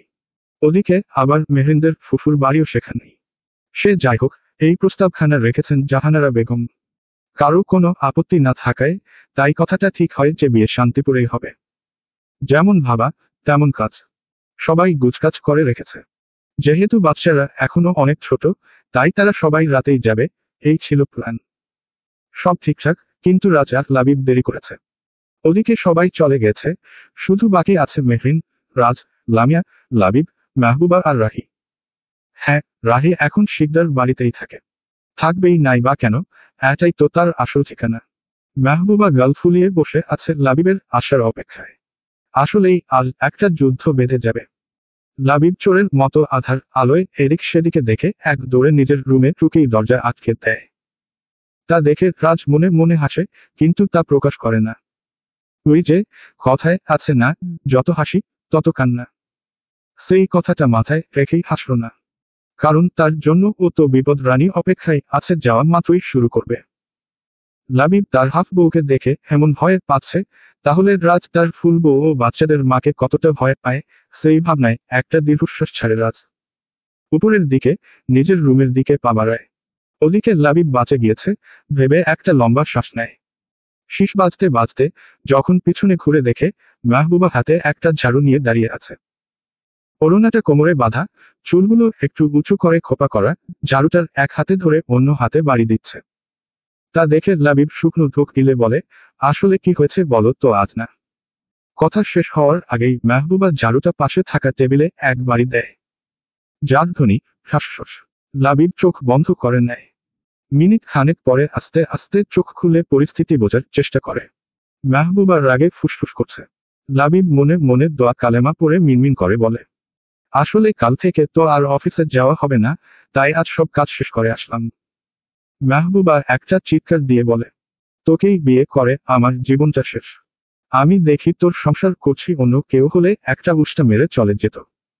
লাবিব ৩২ পার্টি দাঁত বের করে বলে, কিন্তু এখনো তো আমাদের বিয়ে হয়নি। এটা তো আর কদিন পরের ডায়লগ। লাবিবের কথায় মাহবুবাও বুঝে সে একটা ভুল ডায়লগ বলেছে। অতিরিক্ত রাগে হিতাহিত জ্ঞান হারিয়ে যা পায় তাই বলে দিয়েছে। সে যাই হোক, এখন কি সে হার মানবে? না, কখনোই না। সে হার মানল না। মেহরিনের বোন কিনা ঝগড়া চালিয়ে যাওয়া খুব ভালোই জানে সে। করলো তাই। হঠাৎ করেই হেঁকিয়ে উঠে মাহবুবা। হ্যাঁ হ্যাঁ, সব তুই জানিস। হেঁকে তো দেরি করে এসেছিস, তার উপর আবার আমারই ভুল ধরছিস। যা, তোকে বিয়েই করব না বলে দরজার কাছে আসে, জিভ কাটে, মনে মনে বলে, ছি ছি, এটা কি বললাম। ওদিকে বেচারা লাবিব মাহবুবার কথা সত্যি সত্যি ভেবে মাহবুবার হাত ধরে বলে, ও বউ, মাফ করে দাও। আর এমন করব না, প্রমিস গো, প্রমিস প্লিজ। মাহবুবার হাসি পেলেও সে তা চেপে গিয়ে বলে, দরজা। লাবিব করুণ গলায় ডাকে, বউ। মাহবুবা চোখ রাঙিয়ে তাকায়, যার ফলে না চাইলেও দরজা খুলে দেয় লাবিব। মাহবুবা লাবিবের দিকে তাকিয়ে বলে, তোর সঙ্গে কোনো মানুষই সংসার করতে পারবে না। লাবিবের মুখ ফুসকে বেরিয়ে যায়, কোনো মানুষের দরকার নেই, তোমার মতো তার ছেঁড়া হলেই হবে। বলার শেষেই দুই হাতে মুখ চেপে ধরে লাবিব। লাবিব মনে মনে বলে, আল্লাহ, আমার মুখটা কেন এমন করে চলে? কেন শুধু বেফাস কথা বেরিয়ে যায় মাবুদ? এখন আমার কি হবে? আজ আমি শেষ। ওদিকে মাহবুবা তেলে বেগুনে জ্বলে ওঠে। কি কি কি বললি? আমি তার ছেঁড়া? লাবিব মুখ ধরে রেখেই দুই দিকে মাথা নাড়ে। মাহবুবার খুব হাসি পাচ্ছে লাবিবের অবস্থা দেখে, কিন্তু তা লাবিবকে বুঝতে না দিয়ে ন্যাকামো কণ্ঠে কাঁদতে কাঁদতে বলে, আমি তার ছেঁড়া তাই না? যাও, তোমার থাকতে হবে না এই তার ছেঁড়ার সাথে। বলে দৌড়ে লাবিবের চোখের আড়াল হয়ে যায়, একদম চলে আসে লামিয়া আর রাহির কাছে। ওদিকে লাবিব নিজেকে বকতে বকতে ঘরে ঢুকে যায়। কারণ এখন ফ্রেশ হয়ে আবার হবু বউয়ের রাগ ভাঙাতে যেতে হবে। যেই ওদিকে রাজ নিজের রুমের বাইরে দাঁড়িয়ে আছে, ভেতর থেকে মেহরিনের গলা পাওয়া যাচ্ছে। যে রাজের 14 গোষ্ঠী উদ্ধার করতে করতে বেগ গুছাচ্ছে। রাজ হাসে, কারণ এটা প্রায় 1 মাস যাবৎ হচ্ছে। কিছু হলেই মেহরিন খুব রেগে যায় আর রাজকে বকে। হঠাৎ করে রাজের কিছু একটা মনে পড়ে। সে আবার দৌড়ে যায় গাড়ির দিকে। গাড়ির পেছনের রাখা ব্যাগটা খুলে ভেতরের জিনিসগুলো হাতে নেয়, 3টা বেলি ফুলের গজরা, একটা গোলাপ আর একটা কিটক্যাট চকলেট। ওই যে ঘরের ভিতরে যে ঘূর্ণি ঝড়টা তৈরি হচ্ছে, সেই ঝড় নিমিষেই থেমে যাবে এগুলো দেখলে। এগুলো ভেবে রাজ হাসে। মেয়েদের খুশি করা কত সহজ, সামান্য কয়েকটা ফুল আর একটা চকলেটই তাদের মন ভালো করতে যথেষ্ট। মুচকি হাসে রাজ, আবার এগিয়ে যায় ঘরের দিকে। যেই না ঘরে ঢুকতে যাবে, অমনি ঠাসঠস। বিপদ বুঝে রাজ সাইড হয়ে গিয়েছিল, না হলে এখনই হাসপাতালের দৌড়াতে হতো। মেহরিনও বুঝতে পারেনি যে এমন সময় রাজ আসবে। রাগের চোটে পাশে থাকা ফুলদানি ছুঁড়ে মেরেছিল। মেহরিন দৌড়ে এসে রাজকে এদিক ওদিক ঘুরিয়ে দেখতে থাকে, কোথাও লেগেছে কিনা, আর বলতে থাকে, কোথায় লেগেছে? আপনি বলবেন না যে আপনি এসে গেছেন? রাজ হাসে, এক হাতে মেহরিনকে জড়িয়ে ধরে গালে একটা চুমু খেয়ে বলে, আর না, কিছু হয়নি। আমি জানি তো, ভিতরে আমার বউ আছে, তাই যে কোনো সময় যে কোনো কিছু হতে পারে। কথাটা মেহরিনের গায়ে খুব লাগে, সে সাথে সাথেই ফুঁসে ওঠে। কি বললেন আপনি? একে তো দেরি করে এসেছেন, তার ওপর। মেহরিনকে আর কিছু বলার সুযোগ না দিয়েই রাজ হাঁটু গেড়ে বসে পড়ে, আর গোলাপটা সামনে ধরে বলে, তোমার অভিমান ভাঙাতে একটা গোলাপ এনেছি হাতে। অভিমানের ঠোঁট ফুলিয়ে রেখেছ, আর আমি ভালোবাসা লুকিয়ে রেখেছি রাতে। চোখে চোখ রেখে বলবো, রাগ করো না, এই মনটা ভীষণ কাঁদে তোমার এক চিলতে হাসিতে। আমার পৃথিবীটা স্বপ্ন সাজায় সাজায়। তুমি বলো, সব মিথ্যে, নাটক এই ভালোবাসা। আর আমি বলি, তুমি চুপ থাকো। তোমার কান্না আমার বুকে আগুন ধরায়, আর তোমার হাসি জোনাকি হয়ে জ্বলে রাতভর আলো। দেখো, গোলাপটা এখনো টাটকা, যেমন আমার ভালোবাসা। রাগ ভাঙাও না আজ। চলো, আবার সেই প্রথম দিনের মতো হই, একসাথে, এক আবেশে ভাষাহীন ভাষা। আমি তোমায় ভালোবাসিনি ফুলের মতো, যে ঝরে গেলে নতুন ফুল আসবে। আমি তোমায় ভালোবেসেছি শিকড়ের মতো, যে চোখে পড়ে না, তবু না থাকলে সব মরে যায়। ভালোবাসি প্রিয়তমা, আমার প্রথম ও শেষ ভালোবাসা। মেহরিনের রাগ যেন গলে পানি হয়ে যায়, আবেগে আপ্লুত হয়ে যায়, যার দরুন চোখে হানা দেয় আনন্দের অশ্রু। ফুলটা নিয়ে বলে, আমিও আপনাকে অনেক ভালোবাসি, আমার জীবনের প্রথম ভালোবাসা। রাজ উঠে দাঁড়িয়ে এক বেলি ফুলের গজরা মেহরিনের খোপায় লাগিয়ে দেয়, লাগানো শেষ হলে হাতে পরিয়ে দেয় আরেকটা, আর বলে, প্রথম আমি, শেষকে। মেহরিন দুষ্টুমি করে রাজকে রাগানোর জন্য বলে, আছে একজন। রাজ মুহূর্তেই রেগে যায়, বাচ্চাদের দিকে একবার তাকায়, দেখে তার দুই রাজপুত্র ঘুমাচ্ছে। মেহরিনকে টেনে নিয়ে যায় বারান্দায়, দরজা আটকে দিয়ে বলে, আছে কেউ? মানে কি? দেখো, এসব ব্যাপারে কোনো রকম মজা বাইয়ার কি আমার একদম পছন্দ না মুনবেম। মেহরিন বাঁকা হাসে, আমি কি বলেছি যে আমি মজা বাইয়ার কি করেছি? আপনি কি আমার বিআই নাকি দুলাভাই যে আপনার সাথে ফাজলামি করব? রাজের রাগ আরো এক ধাপ বাড়ে, চোখ বন্ধ করে জোরে এক নিঃশ্বাস নিয়ে বলে, দেখো। মেহরিন রাজকে নকল করে বলে, দেখান। রাজ বলে, আমি কিন্তু ফানি মুডে নেই, সিরিয়াস। কে আছে, বলো। রাজ একটু ভাবুক বঙ্গতিতে চিবুকে হাত রেখে ব্রুকুচকে বলে, তুমি পরকিয়া করছো। ও। মেহরিন বেকুবের মতো তাকায় রাজের দিকে। রাজ মুখটা কাদো কাদো করে বলে, শেষে কিনা রাজ শিকদারের বউ পরকিয়া করছে, এটা যদি জাতি জানে, মেনে নেবে আমাকে। আচ্ছা, সে যাই হোক, দুই বাচ্চার মায়ের সাথে কোন বলদ পরকিয়া করে, নাম্বারটা দাও তো। মেহরিন বুঝে রাজ তার সাথে মজা নিচ্ছে, তাই সেও ফাঁক বুঝে কূপ মারে, আন্দাজে একটা নাম্বার বলতে থাকে এমনভাবে যেন নাম্বারটা তার মুখস্থ। আপনি কি ভাবেন আমি দুই বাচ্চার মা তাই কেউ আমাকে পাত্তা দিবে না? আমি 5 বাচ্চার মা হলেও তার কাছে 18 বছরের কিশোরী, বুঝলেন? নিন তার নাম্বার, 017626। হঠাৎ করেই রাজ যেন হিংস্র হয়ে ওঠে, দৌড়ে এসে মেহরিনকে দেয়ালের সাথে চেপে ধরে। কে? কে কার এত বড় সাহস রাজ শিকদারের বউয়ের দিকে হাত বাড়ায়? বলো, নাম বলো। তার কল্লা কেটে সাগরে ভাসিয়ে দিব, কলিজা কেটে কুকুরকে খেতে দেব। মানুষ চেনে না। বলো, কে সে? তুমি কার বাচ্চার মা খোঁজ নেয়নি? হ্যাঁ, জানের মায়া নেই। হ্যাঁ, নাম বলো, বলো নাম। মেহরিন অবাক হয়ে তাকিয়ে থাকে রাজের দিকে।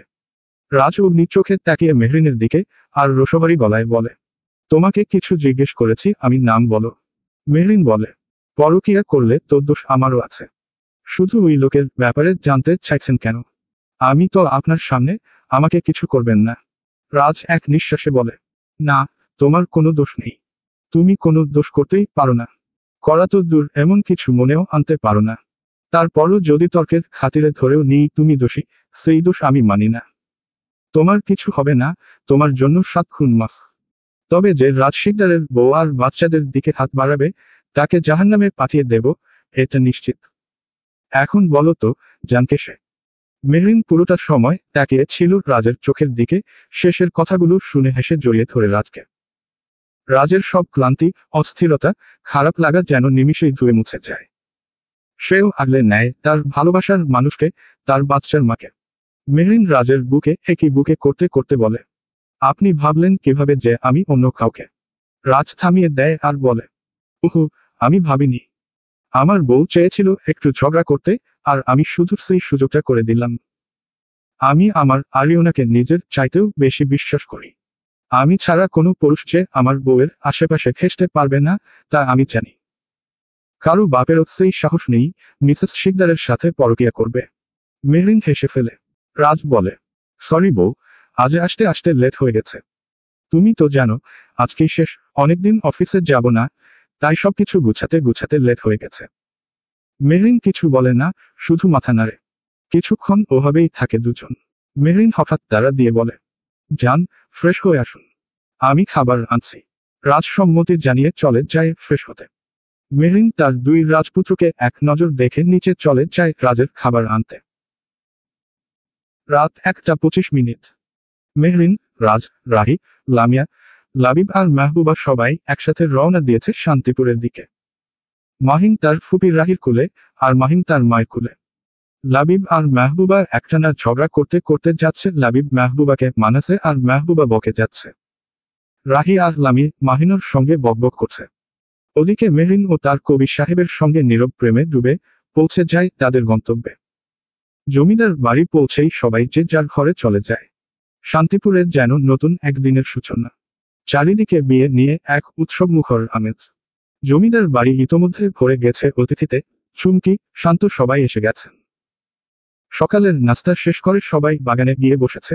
শুধু মেহের আর রিদ ছাড়া সবাই চলে এসেছে, এ নিয়েই কথা হচ্ছিল। ঠিক তখনই আরফা এসে বসল মেহরিনের পাশে। মেহরিন হাসি মুখে বলে, কি রে বুড়ি, আরশ ভাইয়ার তো বিয়ে হয়ে যাচ্ছে, তুই কবে করবি? আরফা লজ্জা পেয়ে হেসে ফেলে, আশেপাশে সতর্ক দৃষ্টিতে তাকায়। দেখে সবাই ব্যস্ত। মেহরিন ব্যাপারটা লক্ষ্য করে বলে, কি হয়েছে, কিছু বলতে চাস? আরফা মাথা নেড়ে বলে, একটা গোপন কথা বলবো, ওইদিকে চল। এখানে আসার পর থেকে বাচ্চাদের নিয়ে মেহরিনের কোন সমস্যাই হচ্ছে না, বাবুদের 3 দাদি নানি মিলে সামলে নিচ্ছে। মেহরিন মাহিনকে তার নানুর কোলে দিয়ে আসে, তারপর বলে, চল, তোর রুমে যাই। দুজনই যায় আরফার রুমে।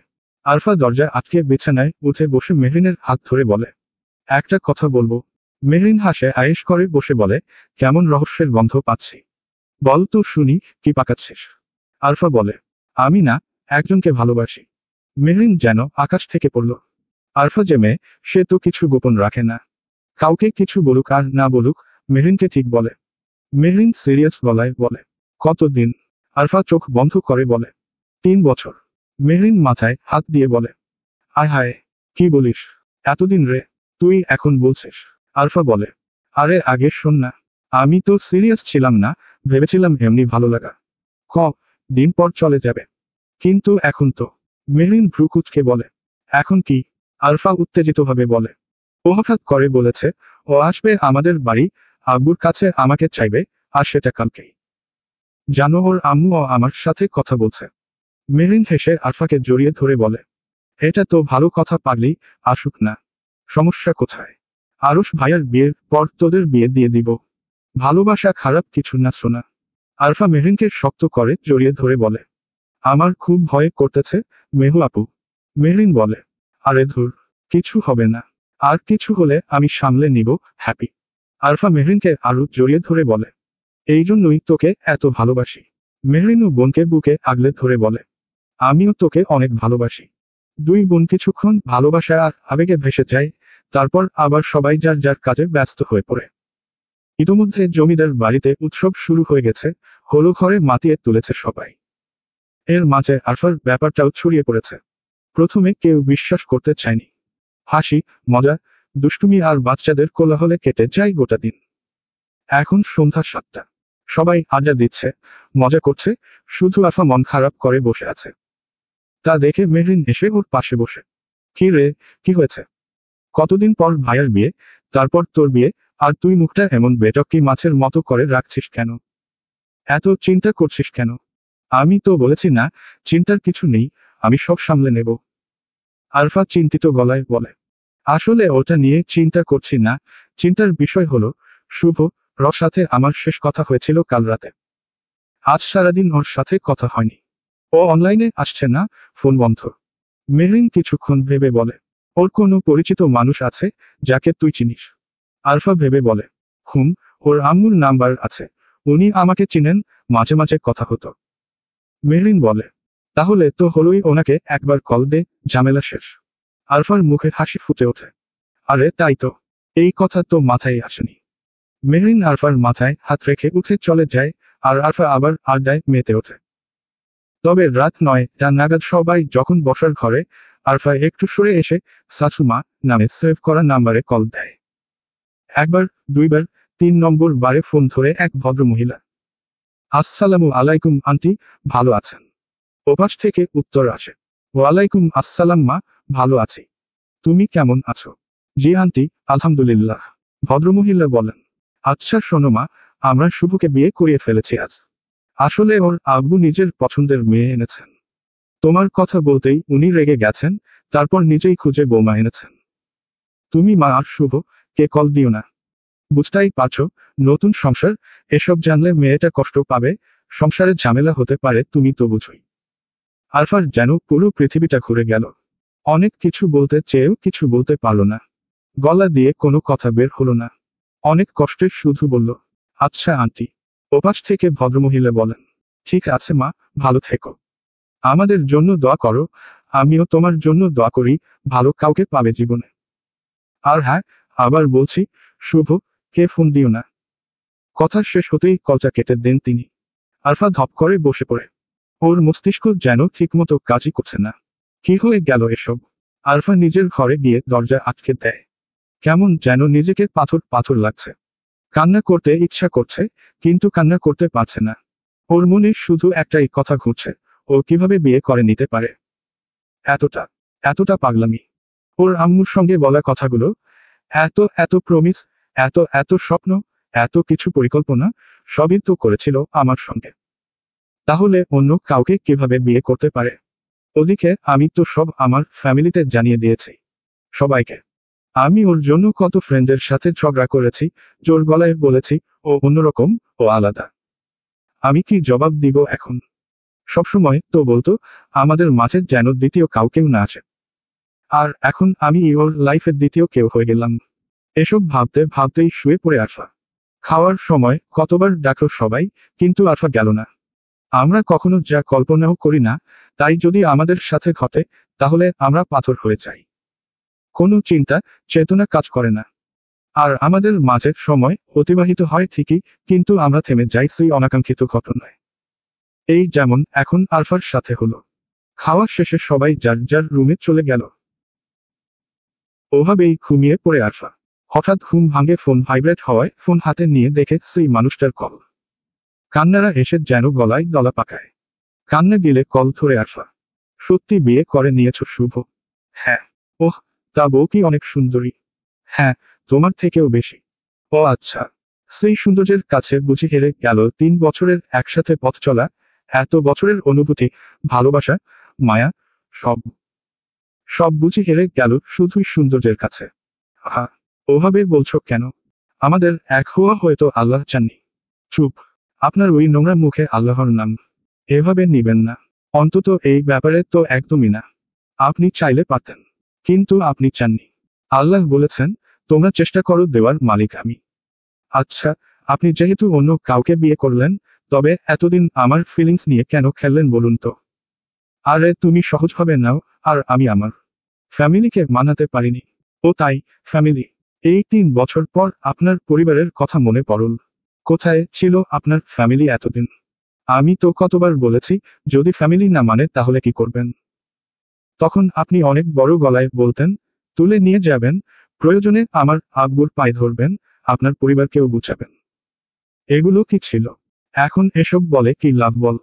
হুম, তাই তো, কি লাভ? আচ্ছা, আপনি যেহেতু অন্য কাউকেই বিয়ে করবেন, তবে কেন আমায় স্বপ্ন দেখালেন? কেন আমায় বাধ্য করলেন আপনাকে নিয়ে স্বপ্ন দেখতে? আমি তো আপনার কাছে চাইনি। আপনি এসেছিলেন, আমার মনে নিজের জন্য জায়গা করে নিয়েছিলেন। আর যখন আমি আপনার প্রতি দুর্বল হয়ে গেলাম, যখন আপনি ছাড়া আর কাউকে ভাবতেই পারি না, যখন আমি আপনার অস্তিত্বে বিলীন হয়ে গেলাম, ঠিক তখনই আপনি আমায় ছেড়ে দিলেন। তাও এমনভাবে, যেন আমি আর কোনোদিন উঠে দাঁড়ানোর সাহস না পাই। আচ্ছা, আপনি যেহেতু এমনই করবেন, তবে কেন কথা দিলেন যে কাল আপনি আমার বাড়ি আসবেন আর আমার হাত চাইবেন আব্বুর কাছে? কেন বললেন? এর উত্তর কি দিতে পারবেন আপনি, শুভ? আমি ভাবতে পারিনি এমন হবে। ওহ তাই? আপনি ভাবতে পারেননি? কি সুন্দর একটা মিথ্যা কথা যে একটা মানুষ বিয়ে করে নিল কিন্তু সে বুঝতেই পারেনি। কি সুন্দর একটা জঘন্য, অবাস্তব, মিথ্যা আর বাজে একটা অজুহাত। আরফা এত কথা বলতে ভালো লাগছেন না রাখি? হুম, তাই তো। এখন তো ভালো লাগবেই না। অথচ আমার একটু ভয়েস শোনার জন্য ঘন্টার পর ঘন্টা অপেক্ষা করতেন আপনি নামক প্রতারক। এখন আমার কথা শুনতেও বিরক্ত লাগে আপনার। মানুষ তো এমনই, প্রয়োজন ফুরলেই ফেলে দেয়। যেমন টিস্যু। ঠিক তেমনি প্রয়োজন ফুরিয়ে গেলে কিছু মানুষ প্রিয় মানুষকেও ছুঁড়ে ফেলে দেয়। তার এক জীবন্ত উদাহরণ আপনি, হেমা শুভ। তুমি যাই বলো, তবে আমায় আর কল দিও না। আমার বউ দেখলে হয়তো কষ্ট পাবে। ওর কষ্ট হবে, সেই কষ্ট দেখার জন্যই না হয় আপনি আছেন। কিন্তু আমি, আমার কষ্ট কে দেখবে? থু, থু, থু। ও পাশ থেকে কল কেটে দিল নিষ্ঠুরতম পুরুষ। একজনকে দুঃখের সাগরে ভাসিয়ে অন্য একজনকে নিয়ে সুখের সাগরে ডুব দিবে সেই পুরুষ। রাত 12:45। ফোনটা কানের কাছ থেকে নামিয়ে এক দৃষ্টিতে তাকিয়ে রইল আরফা। চোখের কার্নিশ বেয়ে গড়িয়ে পড়ল এক অবাধ্য, যন্ত্রণা মেশানো, নোনা জল। অন্ধকার ঘর। জানালায় পর্দা কাঁপছে বাতাসে, কিন্তু ঘরের ভেতর যেন থমকে আছে সময়। আরফা চিত হয়ে শুয়ে আছে বিছানায়। চোখ দুটো স্থির হয়ে ঘুরতে থাকা ফ্যানটার দিকে আটকে গেছে। ফ্যানটা ঘুরছে, ঠিক যেমন ঘুরছে তার মনে জমে থাকা হাজারো স্মৃতি, সেই বেইমান মানুষটার সঙ্গে কাটানো সব মুহূর্ত, যেগুলোর প্রতিটা এখন দুঃস্বপ্ন হয়ে ফিরে আসে। চোখ বেয়ে জল গড়িয়ে পড়ছে। নিঃশব্দে। কোনো আওয়াজ নেই, শুধু নিঃস্ব কান্না। এক সময় কান্না এতটাই চেপে ধরে যে দম বন্ধ হয়ে আসতে থাকে, শ্বাস নিতে কষ্ট হয়। হেঁচকি উঠে যায়। জোরে কামড়ে ধরে বালিশটা। বুকের ভেতরটা ছিন্নভিন্ন হয়ে যাচ্ছে, টুকরো টুকরো। অনেকক্ষণ ধরে কান্নার পর সে ধীরে ধীরে উঠে বসে। খোলসে থাকা নিজের শরীরটা খুলে ফেলতে চায়। খুলে নেয় পরনের ওড়নাটা। এক পা করে বিছানা থেকে উঠে ফ্যানের সুইচটার কাছে যায়। সুইচ অফ করে ঘুরে দাঁড়ায় বিছানার দিকে। চোখে জেদ, মুখে অদ্ভুত শান্তি। ওড়নাটা হাতে নিয়ে উঠে বিছানার উপর ফ্যানের পাশে দাঁড়ায়। ধীরে ধীরে, নির্ভর হাতে, ওড়নাটা ঘুরিয়ে ফ্যানের গলায় পেঁচায়। অপর দিকটা নিজের গলায় পড়ে। ঠিক তখনই ধোপাস শোষ। ও মা গো, আমার কোমর, আহ, আমার মা, মা, মাথা। মাথায় আঘাত লাগার কারণে কথা শেষ করার আগেই আরফা অচেতন। ওই যে একটা কথা আছে না, ওভাগা যেদিকে যায়, সাগর সেদিকেই শুকায়। আরফারও হয়েছে তাই। বেচারির মন ভাগা দুঃখে বেছে নিয়েছিল আত্মহত্যার পথ। কিন্তু আল্লাহ তো সেরা পরিকল্পনাকারী। তিনি যা আমাদের ভাগ্যে লিখে রেখেছেন তাই হবে। আমাদের কি সেই পরিকল্পনাকে ঠেকানোর সাধ্য আছে? তাই তো, যেই ওড়না দিয়ে নিজেকে শেষ করতে চেয়েছিল আরফা, সেই ওড়নাটাই ছিঁড়ে পড়ে গেল। কোমর আর মাথায় আঘাত পেয়ে পড়ে যায়, জ্ঞান হারায় আরফা। জীবনে কিছু মুহূর্ত আছে, যেখানে ভালো মন্দের তফাৎ বোঝেন না মানুষ, তাই ভুল পথে পা বাড়ায়। আরফাও নিয়েছিল সেই ভুল পদক্ষেপ। আল্লাহর দেয়া এই জীবন চলে তারই ইশারায়। কাউকে তিনি ব্যর্থ করেন না। আমরাই মাঝে মাঝে ব্যর্থ হয়ে পড়ি। আরফা শুধু একজনের প্রতারকের ভালোবাসায় ঠকে গিয়ে সে ভুলে গিয়েছিল তার বাবা, মা, ভাই, আত্মীয় স্বজন সবাই ওকে কত ভালোবাসে। বাবা চোখে হারায় আরফাকে। মা তো রীতিমতো কলিজায় আগেই রাখে। ভাই তো আরফার নিজের জীবন দিতে প্রস্তুত থাকে সর্বদা। কিন্তু এসব একবারও মনে পড়েনি সেই নির্বোধ মেয়েটির। কিন্তু দোষ কি শুধু আরফার? আমরা মানুষ বড় বেশি আবেগপ্রবণ। কেউ একটু কেয়ার করলে, ভালোবাসা দেখালে, আমরা তাকে ঘিরেই সব স্বপ্ন বুনে ফেলি। সেই মানুষ ছাড়া আর কিছুই দেখি না। ভুলে যাই, আমরা যতটা না কাউকে ভালোবাসি, তার চেয়ে অনেক বেশি ভালোবাসে আমাদের পরিবার, বাবা, মা, ভাই, বোন আমাদেরকে। আর এই সবাইকে ছাপিয়ে আমাদের সবচেয়ে বেশি ভালোবাসেন আল্লাহ। তিনি ভালোবেসে আমাদের সৃষ্টি করেছেন, এই সুন্দর পৃথিবীতে পাঠিয়েছেন। তারই দেয়া এই জীবন, আমরা ছোট বড় কত ভুল করি উনি ঠিক মাফ করে দেন। আমরা জীবন নিয়ে এতটাই ব্যস্ত হয়ে পড়ি যে বলেই যাই কেন এসেছি এই দুনিয়ায়, আসল কাজ কি আমাদের আমরা ভুলে যাই। এই পৃথিবীতে আমরা ক্ষণিকের অতিথি, আমাদের চিরস্থায়ী ঠিকানা অন্য কোথাও। আল্লাহ আমাদের সবাইকে মাফ করুন, আর তার পথেই ফিরে আসার তৌফিক দান করুক। Dash dash dash. আরফার ঘরের পাশ দিয়েই যাচ্ছিল মেহরিন। বাচ্চাদের জন্য গরম পানি নিতে এসেছিল। হঠাৎ শুনতে পায় আরফার ঘর থেকে কিছু পড়ে যাওয়ার শব্দ। দৌড়ে যায় দরজার সামনে। দরজা ভিতর থেকে বন্ধ। মেহরিনের বুকটা ধক করে ওঠে। কি করবে বুঝতে পারে না। ভেতরের অবস্থা না জেনে কাউকে ডাকাও অযৌক্তিক মনে হচ্ছে। কিছুক্ষণ চুপচাপ দাঁড়িয়ে থাকে। তারপর নিজের চুল থেকে কালো ক্লিপটা খুলে তার সাহায্যে দরজার ছিটকিনি খুলে ভিতরে ঢোকে। আরফাকে পড়ে থাকতে দেখে বুকটা মোচড়ে উঠে। চিৎকার করতে গিয়ে নিজেকে সামলে নেয়। দরজা হালকা লাগিয়ে ওর কাছে যায়। ওয়াশরুম থেকে একটু পানি এনে ছিটিয়ে দেয় মুখে। পানির গ্লাসটা পাশে রেখে আরফার মাথা কোলে তুলে নেয় মেহরিন। হালকা হাতে গাল চাইপড়ে ডাকে, আরফু, বোন, চোখ খুল, কি হয়েছে তোর? পরলি কি করে? কিছুক্ষণ পর ধীরে ধীরে চোখ মেলে আরফা। কোমরে আর মাথায় ব্যথা অনুভব করে। চোখের সামনে প্রিয় মুখ দেখে মুখে হালকা হাসি ফুটে ওঠে। মেহু আপু, হে বোন, কি হয়েছে তোর? পরলি কি করে? বেশি ব্যথা পেয়েছিস? আরফা কোনো কথা না বলে মেহরিনের পেট জড়িয়ে ধরে হুহু করে কেঁদে ওঠে। মেহরিন অবাক হয় ভারী, কিন্তু কিছু বলে না। আগলে নেয় বোনকে, মাথায় হাত বুলিয়ে জিজ্ঞেস করে, কি হয়েছে? মন খারাপ? কেউ কিছু বলেছে নাকি শুভ রর সাথে ঝগড়া হয়েছে? শুভ নামটা শুনতেই আরফা হাউমাউ করে কেঁদে ওঠে। মেহরিন বুঝে যায় শুভকে নিয়েই কিছু একটা হয়েছে। সে আর কিছু না বলে আরফাকে সময় দেয় নিজেকে সামলানোর। মিনিট 10 পার হয়, কিন্তু আরফার কান্না থামার নাম নেই। মেহরিনও বিরক্তিহীনভাবে পাশে বসে থাকে। তবে মেহরিন বিরক্ত না হলেও তার স্বামীর রাজ শিকদার ঠিকই বিরক্ত হয়ে যায়। 20 মিনিট ধরে বউকে খুঁজে বের করতে করতে এক বাড়ির মধ্যেই কিন্তু তার বউ তার সাথে নেই, এটা কি মানা যায়? না, কোনোভাবেই মানা যায় না। তাই তো সে হাজির হয়। আরফার ঘরে মেহরিনকে দেখে কিছু বলতে চায়, কিন্তু মেহরিন তাকে ইশারায় চুপ থাকতে বলে। রাজের ভ্রু কুঁচকে যায়। সে ইশারায় জানতে চায় কি হয়েছে। মেহরিন মাথা নাড়ে, জানি না। রাজ জিজ্ঞেস করে, তুমি আসবে না? মেহরিন না বলে, আপনি চান আমি একটু থাকি। রাজ কিছু না বলেই ইচ্ছা না থাকলেও চলে যায়। আরো 5 মিনিট পরে আরফার কান্না ধীরে ধীরে থামে। মেহরিন এবার মুখ খুলে, আর কত কাঁদবি? এবার থামো। আমার জামাটা তো নাকের পানি চোখের পানিতে শেষ করে দিলি। আরফা হাসতে হাসতে কাঁদে। মেহরিনও হেসে ওঠে। আরফা উঠে বসে, কিন্তু কোমরে ব্যথা পায়। মেহরিন দেখতে পায় আরফার কপালের এক কোণা ফুলে গেছে। বিচলিত হয়ে জিজ্ঞেস করে, কি রে, তোর কপালে তো? দাঁড়া, আমি বরফ আনছি। আরফা না করলেও মেহরিন শোনে না। বেরিয়ে আসে, বাইরে দেখে রাজ দাঁড়িয়ে। মেহরিন হঠাৎ নিঃশ্বাস ছাড়ে। কি করবে সে এই বউ পাগল জামাই নিয়ে? সে তাড়াতাড়ি নিচে যেতে যেতে বলে, আপনি লাবিবার ঘরে যান, বাচ্চাদের চুমকি দেখবে। আমি একটু আরফার কাছে থাকি, তার হয়তো কিছু হয়েছে। রাজ কিছু না বলে চলে যায়। সে জানে সময় হলে মেহরিন নিজেই সব বলবে। মেহরিন বরফ নেওয়ার আগে চুমকিকে বলে, বাচ্চাদের একটু দেখ, আমি আরফার রুমে যাচ্ছি। চুমকি একা না, সাথে রাহিও যায় বাচ্চাদের কাছে। বাচ্চাদের দায়িত্ব চুমকির কাছে দিয়ে মেহরিন বরফ নিয়ে আবার যায় আরফার ঘরে। দরজা লাগিয়ে বিছানায় উঠে বসে আরফার কপালে বরফ দিতে দিতে বলে, কি হয়েছে বলতো? ব্যথা পাইলি কিভাবে? আরফা কান্না ভুলে ভাবে সে ব্যথা পেল কিভাবে। মনে মনে বলে, আমি বিছানা থেকে উঠলাম, ওড়নাটা ফ্যানে আটকালাম, উপর পাশটা গলায় দিলাম, আর তখনই পড়ে গেলাম। এই পর্যন্ত বলতেই চোখ বড় বড় করে তাকায় আরফা। মেহরিন ঘাবড়ে যায় আরফা এমন করায়। কি রে, এমন করে তাকাচ্ছিস কেন? কি হয়েছে তোর? আরফা কিছু না বলে নিচে নেমে ওড়নাটা তুলে সামনে ধরে দেখে ওড়না 2 ভাগ হয়ে গেছে। ঠিক পুরোটা না, একটু লেগে আছে। আরফা রেগে গোজগোজ করতে করতে বলে, দেখলে দেখলে, ওই বইরা বেটা শালা মনসুর আলী আমায় একটা পচা জামা ধরিয়ে দিচ্ছে। জানো, এই 3 পিস দেখেই আমার মন বলছিল ভালো হবে না, কিন্তু শালা অমন গলা বাজি করে কইল, এইটা নাকি ইন্ডিয়ার মাল, একদম সলিড, রঙও উঠবে না, আর 2 জন ধরে টানাটানি করলেও ছিড়বে না। আমি নাকি এই ওড়না দিয়ে দোলনা বানিয়ে চড়তে পারবো। সালার পুতো, আমায় কি বোকা বানাইলো। আমি আজ ওই বুটিকেই আগুন লাগা দিমু।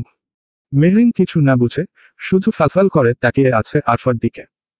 আরফা মেহরিনের দিকে তাকায়, কিছু একটা ভাবে, মেহরিনের কাছে আসে, হাত ধরে বলে, এই মেহু আপু, চল।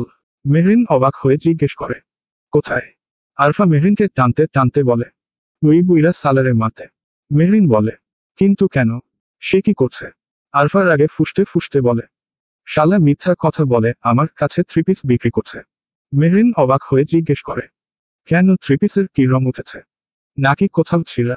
আরফা ওড়না এনে মেহরিনকে দেখিয়ে বলে, এই দেখো, ওড়নাটা 2 ভাগ হয়ে গেছে, পুরোটা না, একটু লেগে আছে শুধু। মেহরিন বলে, এটা কি কেনার সময় এমন ছিল? তুই দেখিসনি? আরফা মুখ দিয়েছ উচ্চারণ করে বলে, না রে, ওই শালা বইরা খাটাইছে। বলে, এইটা খুব মজবুত, এই দিয়া নাকি দোলনা চড়লেও কিছু হবে না। কিন্তু দেখলি তো, ছিঁড়ে গেছে। মেহরিন ভ্রু কুচকে জিজ্ঞেস করে, কিন্তু ছিঁড়ল কিভাবে? আরফা রাগে জ্বলে উঠে বলে, আর বলিস না, আমি ফ্যানের সাথে বেঁধে গলায় দিয়া ঝুলতে গেছিলাম, অমনি ছিঁড়ে গেল, আর আমি নিচে পড়ে গেলাম। এই দেখ, আমার মাথা ও কোমর ফেটে গেছে। জামাটা একটু তুলে কোমর দেখায়, এ দেখো আমার শিলাকি জাবানির মতো এত সুন্দর কোমরটাও ভেঙে যাচ্ছিল আর একটুর জন্য। আর কপালও ফেটেছে, যেখানটায় তুমি বরফ দিছ। ইস, তুমি ভাবতে পারছো, আমি মরতে গিয়ে, না মরে, উল্টো পড়ে গিয়ে এমন সিচুয়েশন তৈরি হলো। আমার যদি কবর ভেঙে যেত, বাবা মাথা ফেটে যেত, তুমি বলো এর দোষ কার? বলো, ওই শালা বুইরা মনসুর আলীর না? এই পর্যন্ত বলতেই আরফা হঠাৎ মেহরিনের দিকে তাকায়। দেখে সে রাগে কান মুখ লাল করে দাঁড়িয়ে আছে, বুকের ওপর 2 হাত বাজ করে রেখেছে। তা দেখে আরফা জিভ কাটে বোঝে, সে বোধহয় কিছু এমন বলে ফেলেছে যেটা ওর বলা উচিত ছিল না। আরফা গলা নামিয়ে কচ্ছপের মতো ধীরে ধীরে মেহরিনের কাছে যায়। ছোট বাচ্চাদের মতো মেহরিনের জামা ধরে বলে, মেহু আপু। মেহরিন কড়া চোখে তাকিয়ে থাকে। আরফা একদম কাদার মতো মুখ করে। তখনই ঘর কাঁপিয়ে হেসে উঠে মেহরিন। হাসতে হাসতে বিছানায় পড়ে যায়। আবার উঠে ওড়নাটা হাতে নিয়ে হাসতে থাকে। এক সময় আরফাও হাসতে শুরু করে। ধীরে ধীরে সেই হাসি উচ্ছ্বাসে পরিণত হয়। মেহরিনের চোখে পানি চলে আসে হাসতে হাসতে। সে উঠে এসে আরফাকে জড়িয়ে ধরে, আর অশ্রুজল মিশে যায় হাসিতে। হাসতে হাসতে হঠাৎ ঠাসঠস। ঘটনাটা এত দ্রুত ঘটল যে আরফা কিছু বুঝে ওঠার অবকাশই পেল না। আরফা গালে হাত দিয়ে ভ্যাবাচাকা চোখে তাকিয়ে আছে মেহরিনের দিকে। হ্যাঁ, মেহরিনই থাপ্পড় মেরেছে আরফাকে। আরফার অপর গালে আবার একটা থাপ্পড় পড়ে। আরফা কান্না জড়ানো গলায় বলে, ইস, এত জোরে কেউ মারে? মেহরিনের হাসিখুশি মুখটা হঠাৎই গম্ভীর হয়ে যায়। আরও একটা থাপ্পড় দিয়ে বলে, তোর এত বড় সাহস, তুই আত্মহত্যা করতে চেয়েছিলি? ছি, তুই আমার বোন। এটা ভাবতেই আমার গা গুলিয়ে যাচ্ছে। কি এমন হয়েছে যে তুই ফুপি, ফুপা আর আরুষ ভাইয়ের কথা ভুলে মরতে গেলি? বল, জবাব দে। কি হলো, চুপ করে আছিস কেন? জবাব দে। আরফা হাউমাউ করে কাঁদতে কাঁদতে মেহরিনের পায়ের কাছে পড়ে যায়। মেহরিন তাড়াতাড়ি তুলে নেয়, একটু জোরেই বলে, বিহেভ ইয়োরসেলফ আরফা। কি সমস্যা তোর? এমন কেন করলি তুই? আমি বুঝতে পারছি কিছু একটা ঘটেছে, কিছু না, খুব বড় কিছু, যাতে তুই গভীরভাবে আঘাত পেয়েছিস। তবুও তুই এমন একটা সিদ্ধান্ত কি করে নিতে পারিস? তুই, তোর মতো একজন অ্যাডাল মেয়ে কি করে এত হীনবুদ্ধিতার পরিচয় দিলি? আরফা ঝাপটে ধরে মেহরিনকে। মেহরিন মাথায় হাত বুলিয়ে শান্ত গলায় জিজ্ঞেস করে, কি হয়েছে বল, আপুকে বল, আপু তো আছি, সব ঠিক করে দিব ইনশাআল্লাহ। বল, কি হয়েছে? আরফা একে একে সব খুলে বলে মেহরিনকে। সব শুনে মেহরিনের মাথা গরম হয়ে যায়। চোখের রক্ত নামার উপক্রম, রাগে সারা শরীর কাঁপছে। প্রতারক ও বিশ্বাসঘাতকতা সে সহ্য করতে পারে না। সে আরো শক্ত করে জড়িয়ে ধরে আরফাকে, আর খুব শান্ত কণ্ঠে বলল, তুই আল্লাহকে বিশ্বাস করিস, আরফু? আরফা নাক টেনে বলে, হ্যাঁ, অবশ্যই আমি আমার রবকে বিশ্বাস করি। মেহরিন মৃদু হেসে বলে, তাহলে এটা সবসময় মনে রাখবি, আল্লাহ যা করেন আমাদের ভালোর জন্যই করেন। আমি জানি না শুভ কেন এমন করলো, বা এটা আদৌ সত্যি কিনা। সে যাই হোক, সত্যি হোক বা মিথ্যা, সবকিছুর উপরে আল্লাহ। তিনি আমাদের ভাগ্যে যা লিখে রেখেছেন তাই হবে। এটা তো মানুষ না, আল্লাহ ঠিক করবেন কে কার হবে বা কার সাথে কার বিয়ে হবে। আরফা মাথা নাড়ে সম্মতিতে। মেহরিন আবার বলে, শোন, আল্লাহ আমাদের ভাগ্যে যাকে লিখে রাখেন তাকেই আমরা পাই। জীবনসঙ্গীর বিষয়টা পুরোপুরি আল্লাহর হাতে। তোর ভাগ্যে যদি শুভ না থাকে, তুই যতই চেষ্টা কর না কেন, কিছুতেই হবে না। আর যদি লেখা থাকে, তবে পৃথিবীর কিছুই আটকাতে পারবে না তোদের এক হতে। আরফা আবার কেঁদে ফেলে। এই তো আমি জানি আপু, তবুও মন মানে না। মনটা তো বারবার ওই মিথ্যাবাদী প্রতারক বিশ্বাসঘাতকের জন্যই কাঁদে।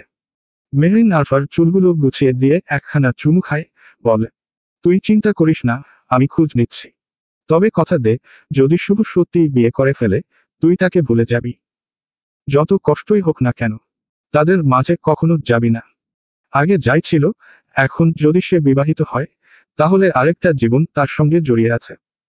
তোদের দুজনের জন্য ওই মানুষটা শুধুই কষ্ট পাবে। মন ভাঙা আর মসজিদ ভাঙা সমান, এটা জানিস তো? আরফা মাথা নেড়ে হ্যাঁ বলে। মেহরিন আবার চুমু খেয়ে বলে, আমি জানি তোর মন অশান্ত। একটা কাজ কর, গোসল কর, অজু করে নামাজে দাঁড়া। দেখবি মন শান্ত হয়ে যাবে।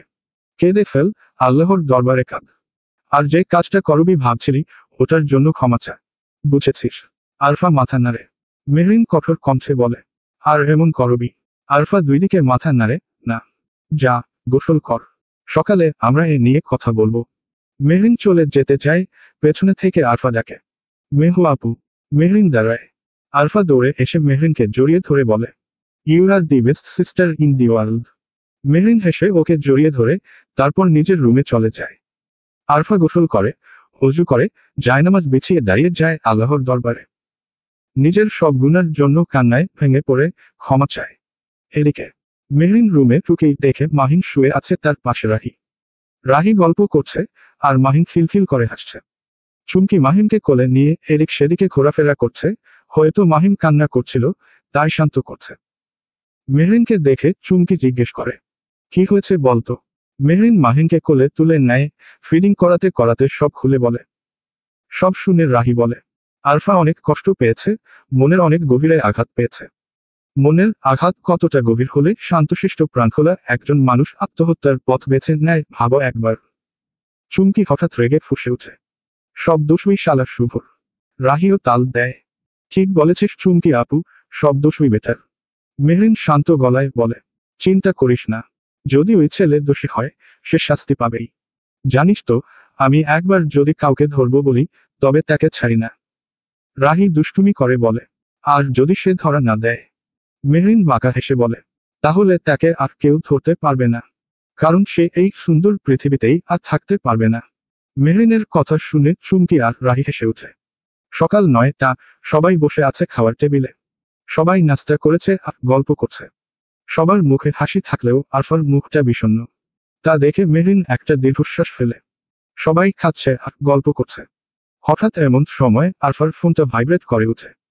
আরফা অজান্তেই হোয়াটসঅ্যাপ এ ঢুকে দেখে শুভ নামে সেভ করা নম্বর থেকে একটা ছবি এসেছে। কৌতূহলবশত শুভর ইনবক্সে ঢুকে আরফা আর খুলে যা দেখে তা দেখার মতো শক্তি তার নেই। মেহরিন পরোটার সময় আরফাকে খেয়াল করে, হঠাৎ করেই আরফার চোখে হানা দেয় বিষাদের অশ্রু। এই অবাধ্য অশ্রুর দলেরা আরফার কোনো বাধায় মানে না। তাই আরফা কোনো কথা না বলে খাওয়ার টেবিল থেকে উঠে দৌড়ে চলে যায় নিজের রুমের দিকে। মেহরিনও সঙ্গে সঙ্গে উঠে চলে যায়। শুধু মেহরিন না, তার পিছে পিছে রাজ, মেহের, হৃদ, চুমকি, শান্ত, রাহি, লামিয়া, আরো সবাই যায়। কিন্তু তারা গিয়ে দেখে মেহরিনকে জড়িয়ে ধরে আরফা কাঁদছে। আর মেহরিন রাগে ফুসফুস করছে। রাজ গম্ভীর ভঙ্গিতে জিজ্ঞেস করে, কি হয়েছে? আরশ আর লাবিব এককে অপরের দিকে তাকিয়ে ইশারায় জিজ্ঞেস করে, কিছু জানে কি না, কিন্তু ফলাফল শূন্য, কেউ কিছু জানে না। হঠাৎ মেহরিন গর্জে উঠে, সবার কাছে রেডি হও, আজ আমরা একটা রিসেপশনে যাব। সবাই মেহরিনের কথায় একে অপরের দিকে তাকায়। চুমকি আর রাহি একে অপরের দিকে তাকায়, হয়তো তারা কিছু আঁচ করতে পেরেছে। মেহের বুঝে গুরুতর কিছু একটা হয়েছে, তাই জিজ্ঞেস করে, কি হয়েছে? আরও বলে, রিসেপশন, আমার জানা মতে তো আমাদের পরিচিত কারো বিয়ে হয়নি। মেহরিন মেহেরের দিকে তাকিয়ে বলে, আমরা বিয়ে খেতে নাই, একটা জানোয়ারের বাচ্চাকে শিক্ষা দিতে যাব। মেহের বুদ্ধিমান, আরফার কান্না আর মেহরিনের এমন কথায় ও আরফার একটা প্রেমের গুঞ্জন সে শুনেছে, এই সব কিছু পাশে পাশে রেখে একে একে দুই করে বোঝে যায়। মেহের শান্ত কণ্ঠে জিজ্ঞেস করে, কি করেছে? মেহরিন আরফার ফোনটা মেহেরের কাছে দেয়। মেহের ফোনের দিকে একবার তাকায়, তো আরেকবার কান্না করতে থাকা আরফার দিকে। আবার তাকায় মেহরিনের দিকে, মেহরিনকে চোখের ইশারায় কিছু জিজ্ঞেস করে, মেহরিনও তার উত্তর ইশারাতেই দেয়। আসল কাহিনী বুঝতে পেরে মেহের ভয়ঙ্কর রাগে গর্জে উঠে বলে, আরফা, কান্না বন্ধ কর। আমার মেজাজ গরম হলে কিন্তু খবর আছে। আরফা আরো জোরে কাঁদতে থাকে। রাজ আর দাঁড়িয়ে থাকতে পারে না। কাল রাতে এই মেহরিন সব রাজকে বলেছিল। রাজ মেহেরের কাছ থেকে ফোনটা নেয়, আর যা দেখে তা দেখেই রাজ মুষ্টিবদ্ধ করে ফেলে আর বলে, লাবিব। লাবিব সঙ্গে সঙ্গে রাজের পাশে গিয়ে দাঁড়ায়। রাজ বলে, ছেলেদের খবর দে, রেডি থাকতে বল, আমরা বের হব সবাই। লাবিব কোন কথা না বলেই সাব্বিরের নম্বরে কল করে বেরিয়ে যায়। আরশ সবার রাগের কারণ বুঝতে না পারলেও এটা বুঝতে পারে তার বোনকে নিয়ে কিছু হয়েছে। আরশ এগিয়ে আসে, হাত রাখে আরফার মাথায়। আরফা ভাইয়ের স্নেহের হাত মাথায় পেয়ে মেহরিনকে ছেড়ে ভাইকে জড়িয়ে ধরে, বোনের কান্না মিশ্রিত মুখ দেখে আরশের বুকটা ধক করে উঠে। আরশ ভয় পায়, কত আদরের এই বোন তার, ওর কিছু হলে যে আরশ নিজেই বাঁচবে না। আরশ অস্থির হয়ে উঠে জিজ্ঞেস করে, কি হয়েছে বোন, কি হয়েছে? কাঁদছিস কেন? কে কি বলেছে বল ভাইয়াকে। কিছু লাগবে। ভাইয়ার এমন পাগলামি দেখে আরফা আরো জোরে কাঁদতে থাকে। আরশ অসহায় হয়ে সবাইকে দেখে। মেহরিন আরশের সামনে এসে দাঁড়িয়ে আস্থা দিয়ে বলে, চিন্তা করো না, কিছু হয়নি। একটু কান্না করতে দাও, হালকা লাগবে। তখন মেহের খেকিয়ে ওঠে, সান্ত্বনা? কিসের সান্ত্বনা? হ্যাঁ, এই আরফা, কান্না থামা। তুই কেন কাঁদছিস? কান্না তো ও করবে, ওই কুকুরের বাচ্চা। আরশ চিৎকার করে ওঠে, তোরা কি কিছু বলবি আমাকে, কি হয়েছে? ও কান্না করেছে কেন? আর ফোনে তারা এমন কি দেখলি যে সবাই রেগে যাচ্ছিস? মেহরিন রাজকে ইশারা করে। রাজ আরশ, শান্ত, হৃদকে নিয়ে বেরিয়ে যায়। হয়তো রাজ সবাইকে বুঝিয়ে বলবে। মেহরিন আরফার সামনে এসে বলে, চুপ করবি? তুই কি বোকা আরফু? ও তো তোকে দুর্বল করতে এমন একটা ছবি দিয়েছে, তুইও সেটা জানিস। তারপরও কেন কাঁদছিস? কেন ভেঙে পড়েছিস বল? ওর মূল উদ্দেশ্য তোকে কষ্ট দেওয়া, ভেঙে দেওয়া, আর তুই এগুলো জেনেও ওকে সুযোগ করে দিচ্ছিস। আরফা মনের কষ্ট ও দুঃখে কান্না করতে করতে বলে ওঠে, এটা কি আমার জন্য মেনে নেওয়া খুব সহজ মেহু আপু? আমি যাকে ভালোবাসি, যার সঙ্গে সুখ দুঃখ হাসি কান্না ভাগাভাগি করেছি 3 বছর, যার বুকে মাথা রেখে ঘুমানোর স্বপ্ন দেখেছি, সেই মানুষটাকে আমি আমার মনে করে নিয়েছি। সে মানুষ এখন অন্য কারো, যার বুকে মাথা রাখার কথা আমার ছিল, সেই বুকে এখন অন্য কেউ মাথা রাখছে। যার সঙ্গে আমার ছোট্ট সংসার করার কথা ছিল, তার সংসার হয়েছে, কিন্তু সেই সংসারে আমি কোথাও নেই। যে মানুষটাকে ঘিরে আমার এত শত ছোট্ট কাল্পনিক স্বপ্ন ছিল, সেই মানুষের বুকে এখন শুয়ে রয়েছে তার বউ। আর তা আমাকে দেখতে হচ্ছে। এটা কি আমার জন্য মেনে নেওয়া এতই সহজ? মেহু আপু, আমার প্রিয় মানুষের বউয়ের বেজা চুল দেখার ক্ষমতা আমার নেই। আমি কেন এই পৃথিবীতে এমন কোনো মেয়ের এমন শক্তি নেই যে তার প্রিয় মানুষের বউয়ের বেজা চুল দেখবে? কতটা অসহনীয় যন্ত্রণা আমার হচ্ছে সেটা আমি বুঝাতে পারছি না কাউকে। আমি ভাবতেও পারি না যে, যে মানুষটার সবটা জোরে আমি আমার বিচরণ চেয়েছিলাম, তার মন ও ঘরে আজ রাজ করছে অন্য নারী। 3টা বছরে একটু একটু করে গুনা আমার প্রতিটি স্বপ্ন, প্রতিটি আশা ভেঙে চুরমার হয়ে গেল একটি দিনের ব্যবধানে। এই কষ্ট আমি কাকে দেখাবো বল? সবাই চুপ করে যায়, কারণ সবাই তো ভালোবাসার মানুষকে পেয়ে গেছে। ভালোবাসার মানুষকে অন্যের পাশে দেখা তো তারা কল্পনাও করতে পারে না। কথা শেষ। আরফা আবার কাঁদতে থাকে। এটা সত্যি যে যে কোনো মেয়ের কাছে কষ্টসাধ্য যে তার প্রিয় মানুষ অন্য কারো, তার ওপর আবার প্রিয় মানুষের বউয়ের বেজা চুল নিজের চোখে দেখা। এটা ছোট কোনো বিষয় নয়। হৃদয়ের রক্তক্ষরণ বোধ হয় এমন অবস্থাকে কেন্দ্র করেই হয়। আহা, কেউ যত্ন করে ভালোবাসে, কত ছোট্ট কাল্পনিক স্বপ্ন নিয়ে কত কল্পনা জল্পনা করে, মনেই একটা ভালোবাসার সংসার গড়ে তুলে, আর কেউ এসে তা এক নিমিষেই টেনে ছিঁড়ে ফেলে নিজের আধিপত্য স্থাপন করে। কেউ হাজার কেঁদে ও পায় না, আবার কেউ না চাইতে ও পেয়ে যায়। এটা আসলেই ভাগ্যের খেলা। আরফার কি ছিল না? রূপবতী, গুণবতী, বাবা দাদার নাম ডাক জমিদারের নাতনি। শিক্ষিত, সুন্দরী, কোনো দিক দিয়ে তো কম ছিল না। তবে কেন সে পেল না তার প্রিয় মানুষকে? অনেক সময় রূপবতী গুণবতী হেরে যায় ভাগ্যবতীর কাছে। এটাই চিরন্তন সত্য যে আমাদের ভাগ্যে যা আছে তাই হবে, ভাগ্যে যে আসার সেই আসবে। এখন দুপুর 12টা। সবাই সেজে উঠেছে কালো পোশাকে। জমিদার বাড়ির নিচে দাঁড়িয়ে আছে 7টা গাড়ি। সব কাপালরা ম্যাচিং ড্রেস পরে আছে। মেহরিন, রাজ, মেহের, হৃদ, চুমকি, শান্ত, আরশ, লামিয়া, লাবিব, মাহবুবা, রাহি আর আরফা। সবাই একই ড্রেসে। সব কাপলদের মাঝে শুধু রাহি আর আরফা ব্যতিক্রম, তাই তাদের দুজনের ড্রেস একদম সেম।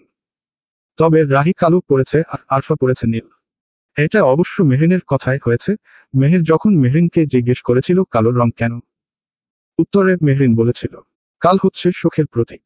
এই যাত্রাটা আমাদের জন্য শুভ হলেও আমাদের আগমন অন্য কারোর জন্য অশুভ হবে, তাই আমাদের পোশাক হবে কালো। সবাই খুব সুন্দরভাবে সেজেছে, তবে আরফাকে অস্বাভাবিক সুন্দর সাজে সাজিয়েছে। মেহরিন এমন ভাবে আরফাকে তৈরি করেছে যে একবার দেখলেই যে কেউ প্রেমে পড়বে, তার পড়বে বললে ভুল হবে, পড়তেই হবে। আরফার সৌন্দর্য যেন চোখ জলসে যায় কিছু নরবিশ্বাসের, সেই সৌন্দর্যে ঝলমল করছে এখন আরফা। মোহিত হওয়ার মতো সুন্দর লাগছে আরফাকে, কারণ নজর না লাগে আবার। মেহরিন নিজের চোখ থেকে একটু কাজল নিয়ে আরফানের ঘরের পিছনে লাগিয়ে দিল, যদিও এগুলো কুসংস্কার, তারপরও কেন যেন মেহরিনের একটু এটা করতে ইচ্ছা করলো। সবাই রেডি, এখন বের হওয়ার প্রস্তুতি চলছে। মহিন ও মাহিন তার নানির দাদির কাছে থাকবে। যদিও চুমকি যেতে চাইছিল না বাচ্চাদের জন্য, কিন্তু না চাইলেও মেহরিনের দমকা দমকিতে রেডি হয়ে গেছে। সবাই একে একে নেমে গাড়িতে উঠে বসে। রাজ মেহরিনরা ও রাজের লোকেরা মিলে সাই সাই করে চলে যাচ্ছে পাশের গ্রাম শান্তিনগর আহসান ভিল্লায়। ধুলো উড়িয়ে 7টা গাড়ির লম্বা কনভয় এসে থামল পাশের গ্রাম আহসান ভিলা র সামনে। গেটের কাছে আগে থেকেই রাজের লোক দাঁড়িয়ে ছিল, ভারী চোখে চারপাশে নজর রাখছে। তারা গাড়ির দরজা খুলে দিল, আর একে একে গাড়ি থেকে নামতে লাগলো সবাই, পূর্ণ অ্যাটিটিউডে, যেন সিনেমার পর্দা থেকে নেমে এসেছে কতগুলো তারকা। সবাই নেমে গেলে শেষ গাড়ি থেকে নামলো আরফা, গর্জিয়াস ড্রেস, চোখে সানগ্লাস।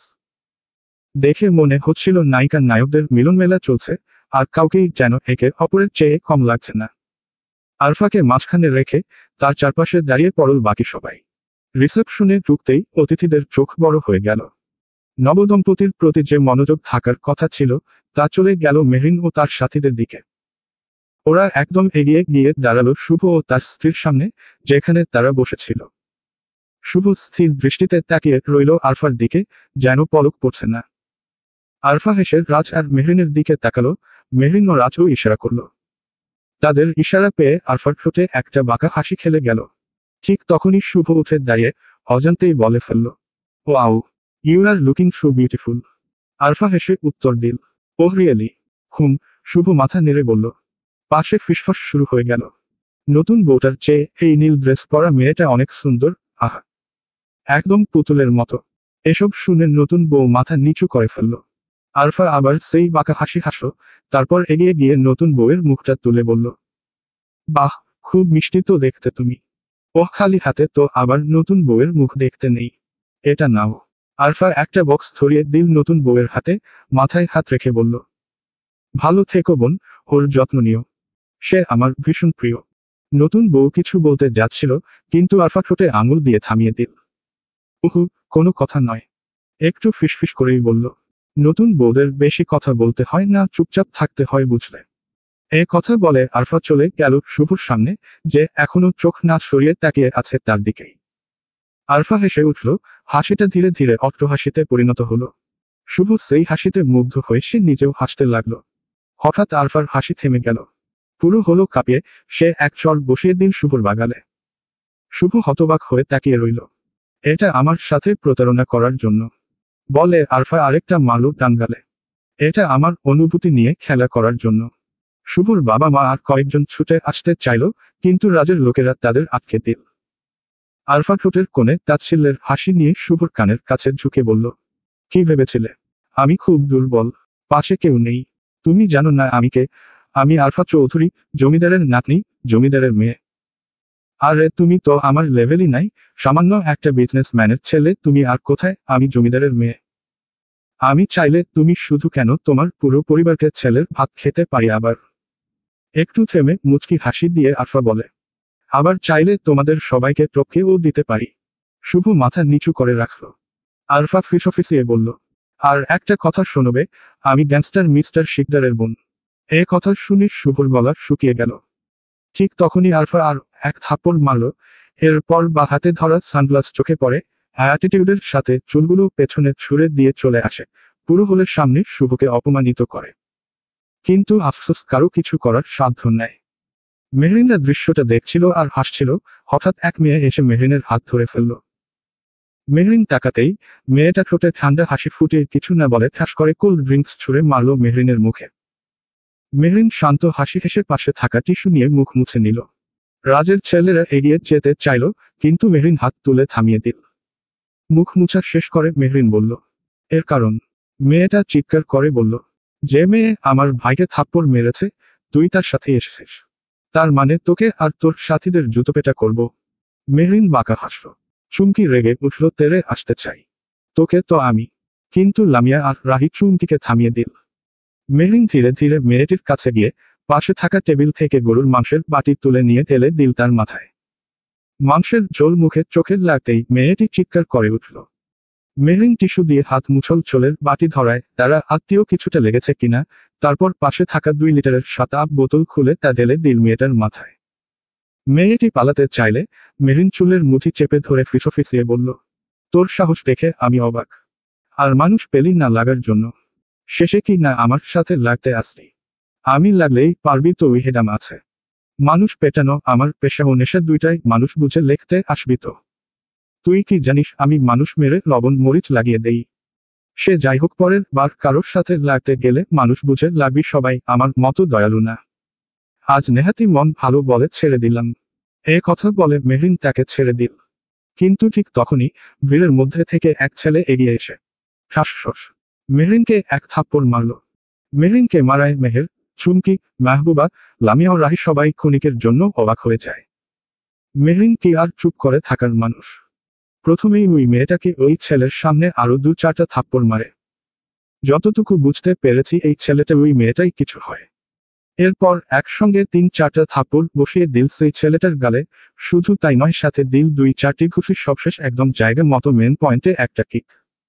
ছেলেটা মাটিতে পড়ে কাতরাতে লাগলো। মেহরিনের এমন পারফরমেন্সে হাসি ফুটে ওঠে মেহের, রাহেত, চুমকি, মাহবুবা ও লামিয়ার মুখে। ঠিক তখনই রাজ আসে।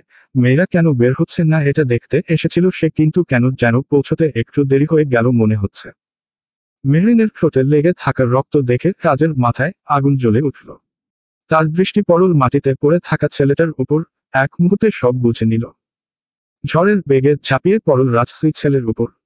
মুহূর্তেই ছেলেটার বুকের উপর চেপে বসে একের পর এক ঘুষি মারতে লাগলো। কয়েক সেকেন্ডের মধ্যে ছেলেটার মুখ রক্তাক্ত হয়ে গেল। শ্বাসটাও নেওয়ার সময় পাচ্ছে না সেই ছেলেটা। রাজের হাত থামার নাম নেই। তার চোখে আগুন ঝরছে আর মুখে শুধু একটাই কথা, যে আমার স্ত্রীর গায়ে হাত তুলেছে তার বেঁচে থাকার অধিকার নেই। রাজের মনে পড়ল, বিয়ের এতগুলো দিন হয়ে গেল সে নিজে কখনো তার স্ত্রীর গায়ে হাত তোলেনি। অথচ আজ এক অচেনা মানুষ সাহস দেখিয়েছে। এই হাত না ভাঙা পর্যন্ত শান্তি তার নেই। শুধু হাত নয়, আজ এই ছেলেটা বেঁচেও ফিরবে না সেটা রাজ নিশ্চিত করে ফেলেছে। হৃদ, শান্ত ও আরুষ তিনজন মিলে অনেক কষ্টের রাজকে টেনে তুলল। কিন্তু তখনও রাজ গর্জে উঠল, ইউ বাস্টার্ড! তোর সাহস কি করে হয় রাজ শিকদারের স্ত্রীর গায়ে হাত তোলার? ঠিক তখন লাবিব ছুটে আসে আর সবকিছু বুঝতেই সেই ছেলেটাকে লাথি ঘুষি মারতে শুরু করলো। গর্জে উঠে বলে, কুকুরের বাচ্চা! মানুষ চিনিস না? কার গায়ে হাত দিলি ভাবিসনি? জীবনের মায়া নেই তোর? এই বাস্টার্ড, কার গায়ে হাত দিয়েছিস তুই? সাব্বির এসে লাবিবকে ঝাপটে ধরল আর মেহবুব লাবিবকে শান্ত করার চেষ্টা করছে। রাজ বলল সাব্বিরকে, সাব্বির, আমি এই জানোয়ারের বাচ্চাটাকে গুদামে চাই। ইয়েস, ফির। সাব্বির উত্তর দিল। রাজ শেষবারের মতো এক ছাড়া মেরে নিজের শরীর যেন ধুলো ছাড়ল। তারপর মেহরিনের কাছে গিয়ে তার ঠোঁটের রক্ত মুছে দিল। গর্জে উঠল, ফার্স্ট এইড বক্স! রাজের লোক দৌড়ে এসে হাতে ধরিয়ে দিল। সেখানেই দাঁড়িয়ে রাজ মেহরিনের ঠোঁট পরিষ্কার করে একটা ওয়ান টাইম ব্যান্ডেজ লাগিয়ে দিল। মেহরিন হাসে। চুমকি আর রাহি মুখ ফুসকে বলে উঠল, হাউ রোমান্টিক! সবাই হেসে উঠল, শুধু রাজ আর লাবিব ছাড়া। কয়েক মিনিটের মধ্যেই সাব্বির সেই ছেলেটাকে আর তার সাথে আসা মেয়েটিকে তুলে নিয়ে গেল। কেউ কিছু বলা বা করার সাহস পেল না। শুভর বাবা পুলিশ ডাকার ভয় দেখিয়ে নানা রকম কথা বলল। সব শোনার পর রাজ শুধু ঠান্ডা গলায় বলল, তোরা আমার কোন বাল ছিঁড়তে পারিস, ছিঁড়ে দেখাস। ব্যাপারটা আমার দিকে গেলে আমি ছেড়ে দিতাম, কিন্তু এটা আমার স্ত্রী আর বোনের ব্যাপার, এতে নো কম্প্রোমাইজ। কথা শেষ করেই রাজ এক মুহূর্তও দাঁড়ালো না। সবাইকে নিয়ে মাত্র 2 মিনিটের মধ্যে সেই জায়গা ত্যাগ করল। রাজরা চলে গেছে এমনটা ভাবা ভুল হবে। 7টা কালো গাড়ির বহর ধীরে ধীরে এগিয়ে গিয়ে থামল অ্যাকশন ভিলার থেকে কিছুটা দূরত্বে, যেখানে দাঁড়িয়ে অ্যাকশন ভিলার ধ্বংস দেখা যাবে। এমন একটা অবস্থাতেও রাহি আর লামিয়া 2 বোন তর্ক করছে। তর্কের বিষয়বস্তু হলো রাজ এখনই কিছু করবে কিনা।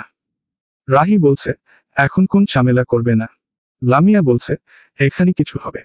তাদের তর্ক চলছে, তবে তাদের বেশিক্ষণ অপেক্ষা করতে হয়নি। কিছুক্ষণের ভিতরেই ঠাসঠস একটা ভয়ঙ্কর বিস্ফোরণের শব্দ যেন পুরো এলাকা কাঁপিয়ে দিল। মুহূর্তেই রিসেপশন পার্টি হয়ে উঠল মরণবান। বাতাস জমে গেল, নিস্তব্ধতা নেমে এল। লামিয়া হাত তালি দিয়ে বলে, দেখলি, আমি বলেছিলাম না এখনই হবে। রাহি মুখ বার করে রাজকে বলে, যাও, তোমার জন্য হেরে গেলাম। রাজ 2 বোনের কাণ্ড দেখে হাসে। মেহরিন ও মেহের একে উপরের দিকে তাকায়, দুজনেই দীর্ঘশ্বাস ফেলে, কারণ এমন কিছু হবে তা তারা আগে থেকেই ভেবেছিল। এর পেছনে যে হাত রাজের আছে তা বোঝা কঠিন নয়, এটা রাজ শিকদারের কাজ। স্বাভাবিকও বটে, যে জায়গায় রাজ শিকদারের স্ত্রীর রক্ত ঝরেছে সেই জায়গা সে জ্বালিয়ে পুড়িয়ে ছারখার করে দেবে, তাতেই তো তার স্বভাব এটাই স্বাভাবিক নয় কি? ওই জায়গায় একজনও নির্দোষ মানুষ ছিল না। রাজের লোকেরা আগেই সবাইকে বের করে দিয়েছে। কারণ শুধু মেহরিনের গায়ে হাত তোলায় নয়, ওই বীরের অনেকেই মেহরিনের দিকে কুদৃষ্টি দিয়েছিল, বেপরোয়া ভাবে তাকাচ্ছিল, যা চোখের এড়ায়নি রাজের। তাই রাজের তরফ থেকে সামান্য উপহার তাদের জন্য। রাজের বউয়ের দিকে তাকিয়েছে আর রাজ তাদের উপহার দিবেন না, এটা কি কখনো হয়? বিস্ফোরণের গর্জন থামতেই রাজ আর লাবিবের মুখে ফুটে উঠল পরিপূর্ণ তৃপ্তির হাসি। রাজঠোঁটের কোণে ব্যঙ্গ মাখিয়ে সিটি বাজাল। রাজ মনে মনে বলে, আমার স্ত্রীর গায়ে হাত তোলা তো দূর, কেউ যদি তার দিকে চোখ তোলেও তাকায়, আমি রাজ শিকদার সেই চোখ উপরে কুকুরকে খাওয়াবো। সে শুধু আমার বউয়ের গায়ে হাত দেওয়া ও তার দিকে কুদৃষ্টি দেওয়ার শাস্তি এর থেকেও ভয়াবহ হবে পরের বার। যে সীমা অতিক্রম করবে, সে এই দুনিয়ায় বাঁচার যোগ্য থাকবে না। কিন্তু মুখে বলে, চলো আজ আমরা পার্ক থেকে ঘুরে আসি। এক কথাতেই সবাই রাজি হয়ে গেল। তারপর সবাই হৈ হৈ করতে করতে রওনা দিল পার্কের পথে। চলবে ইনশাআল্লাহ।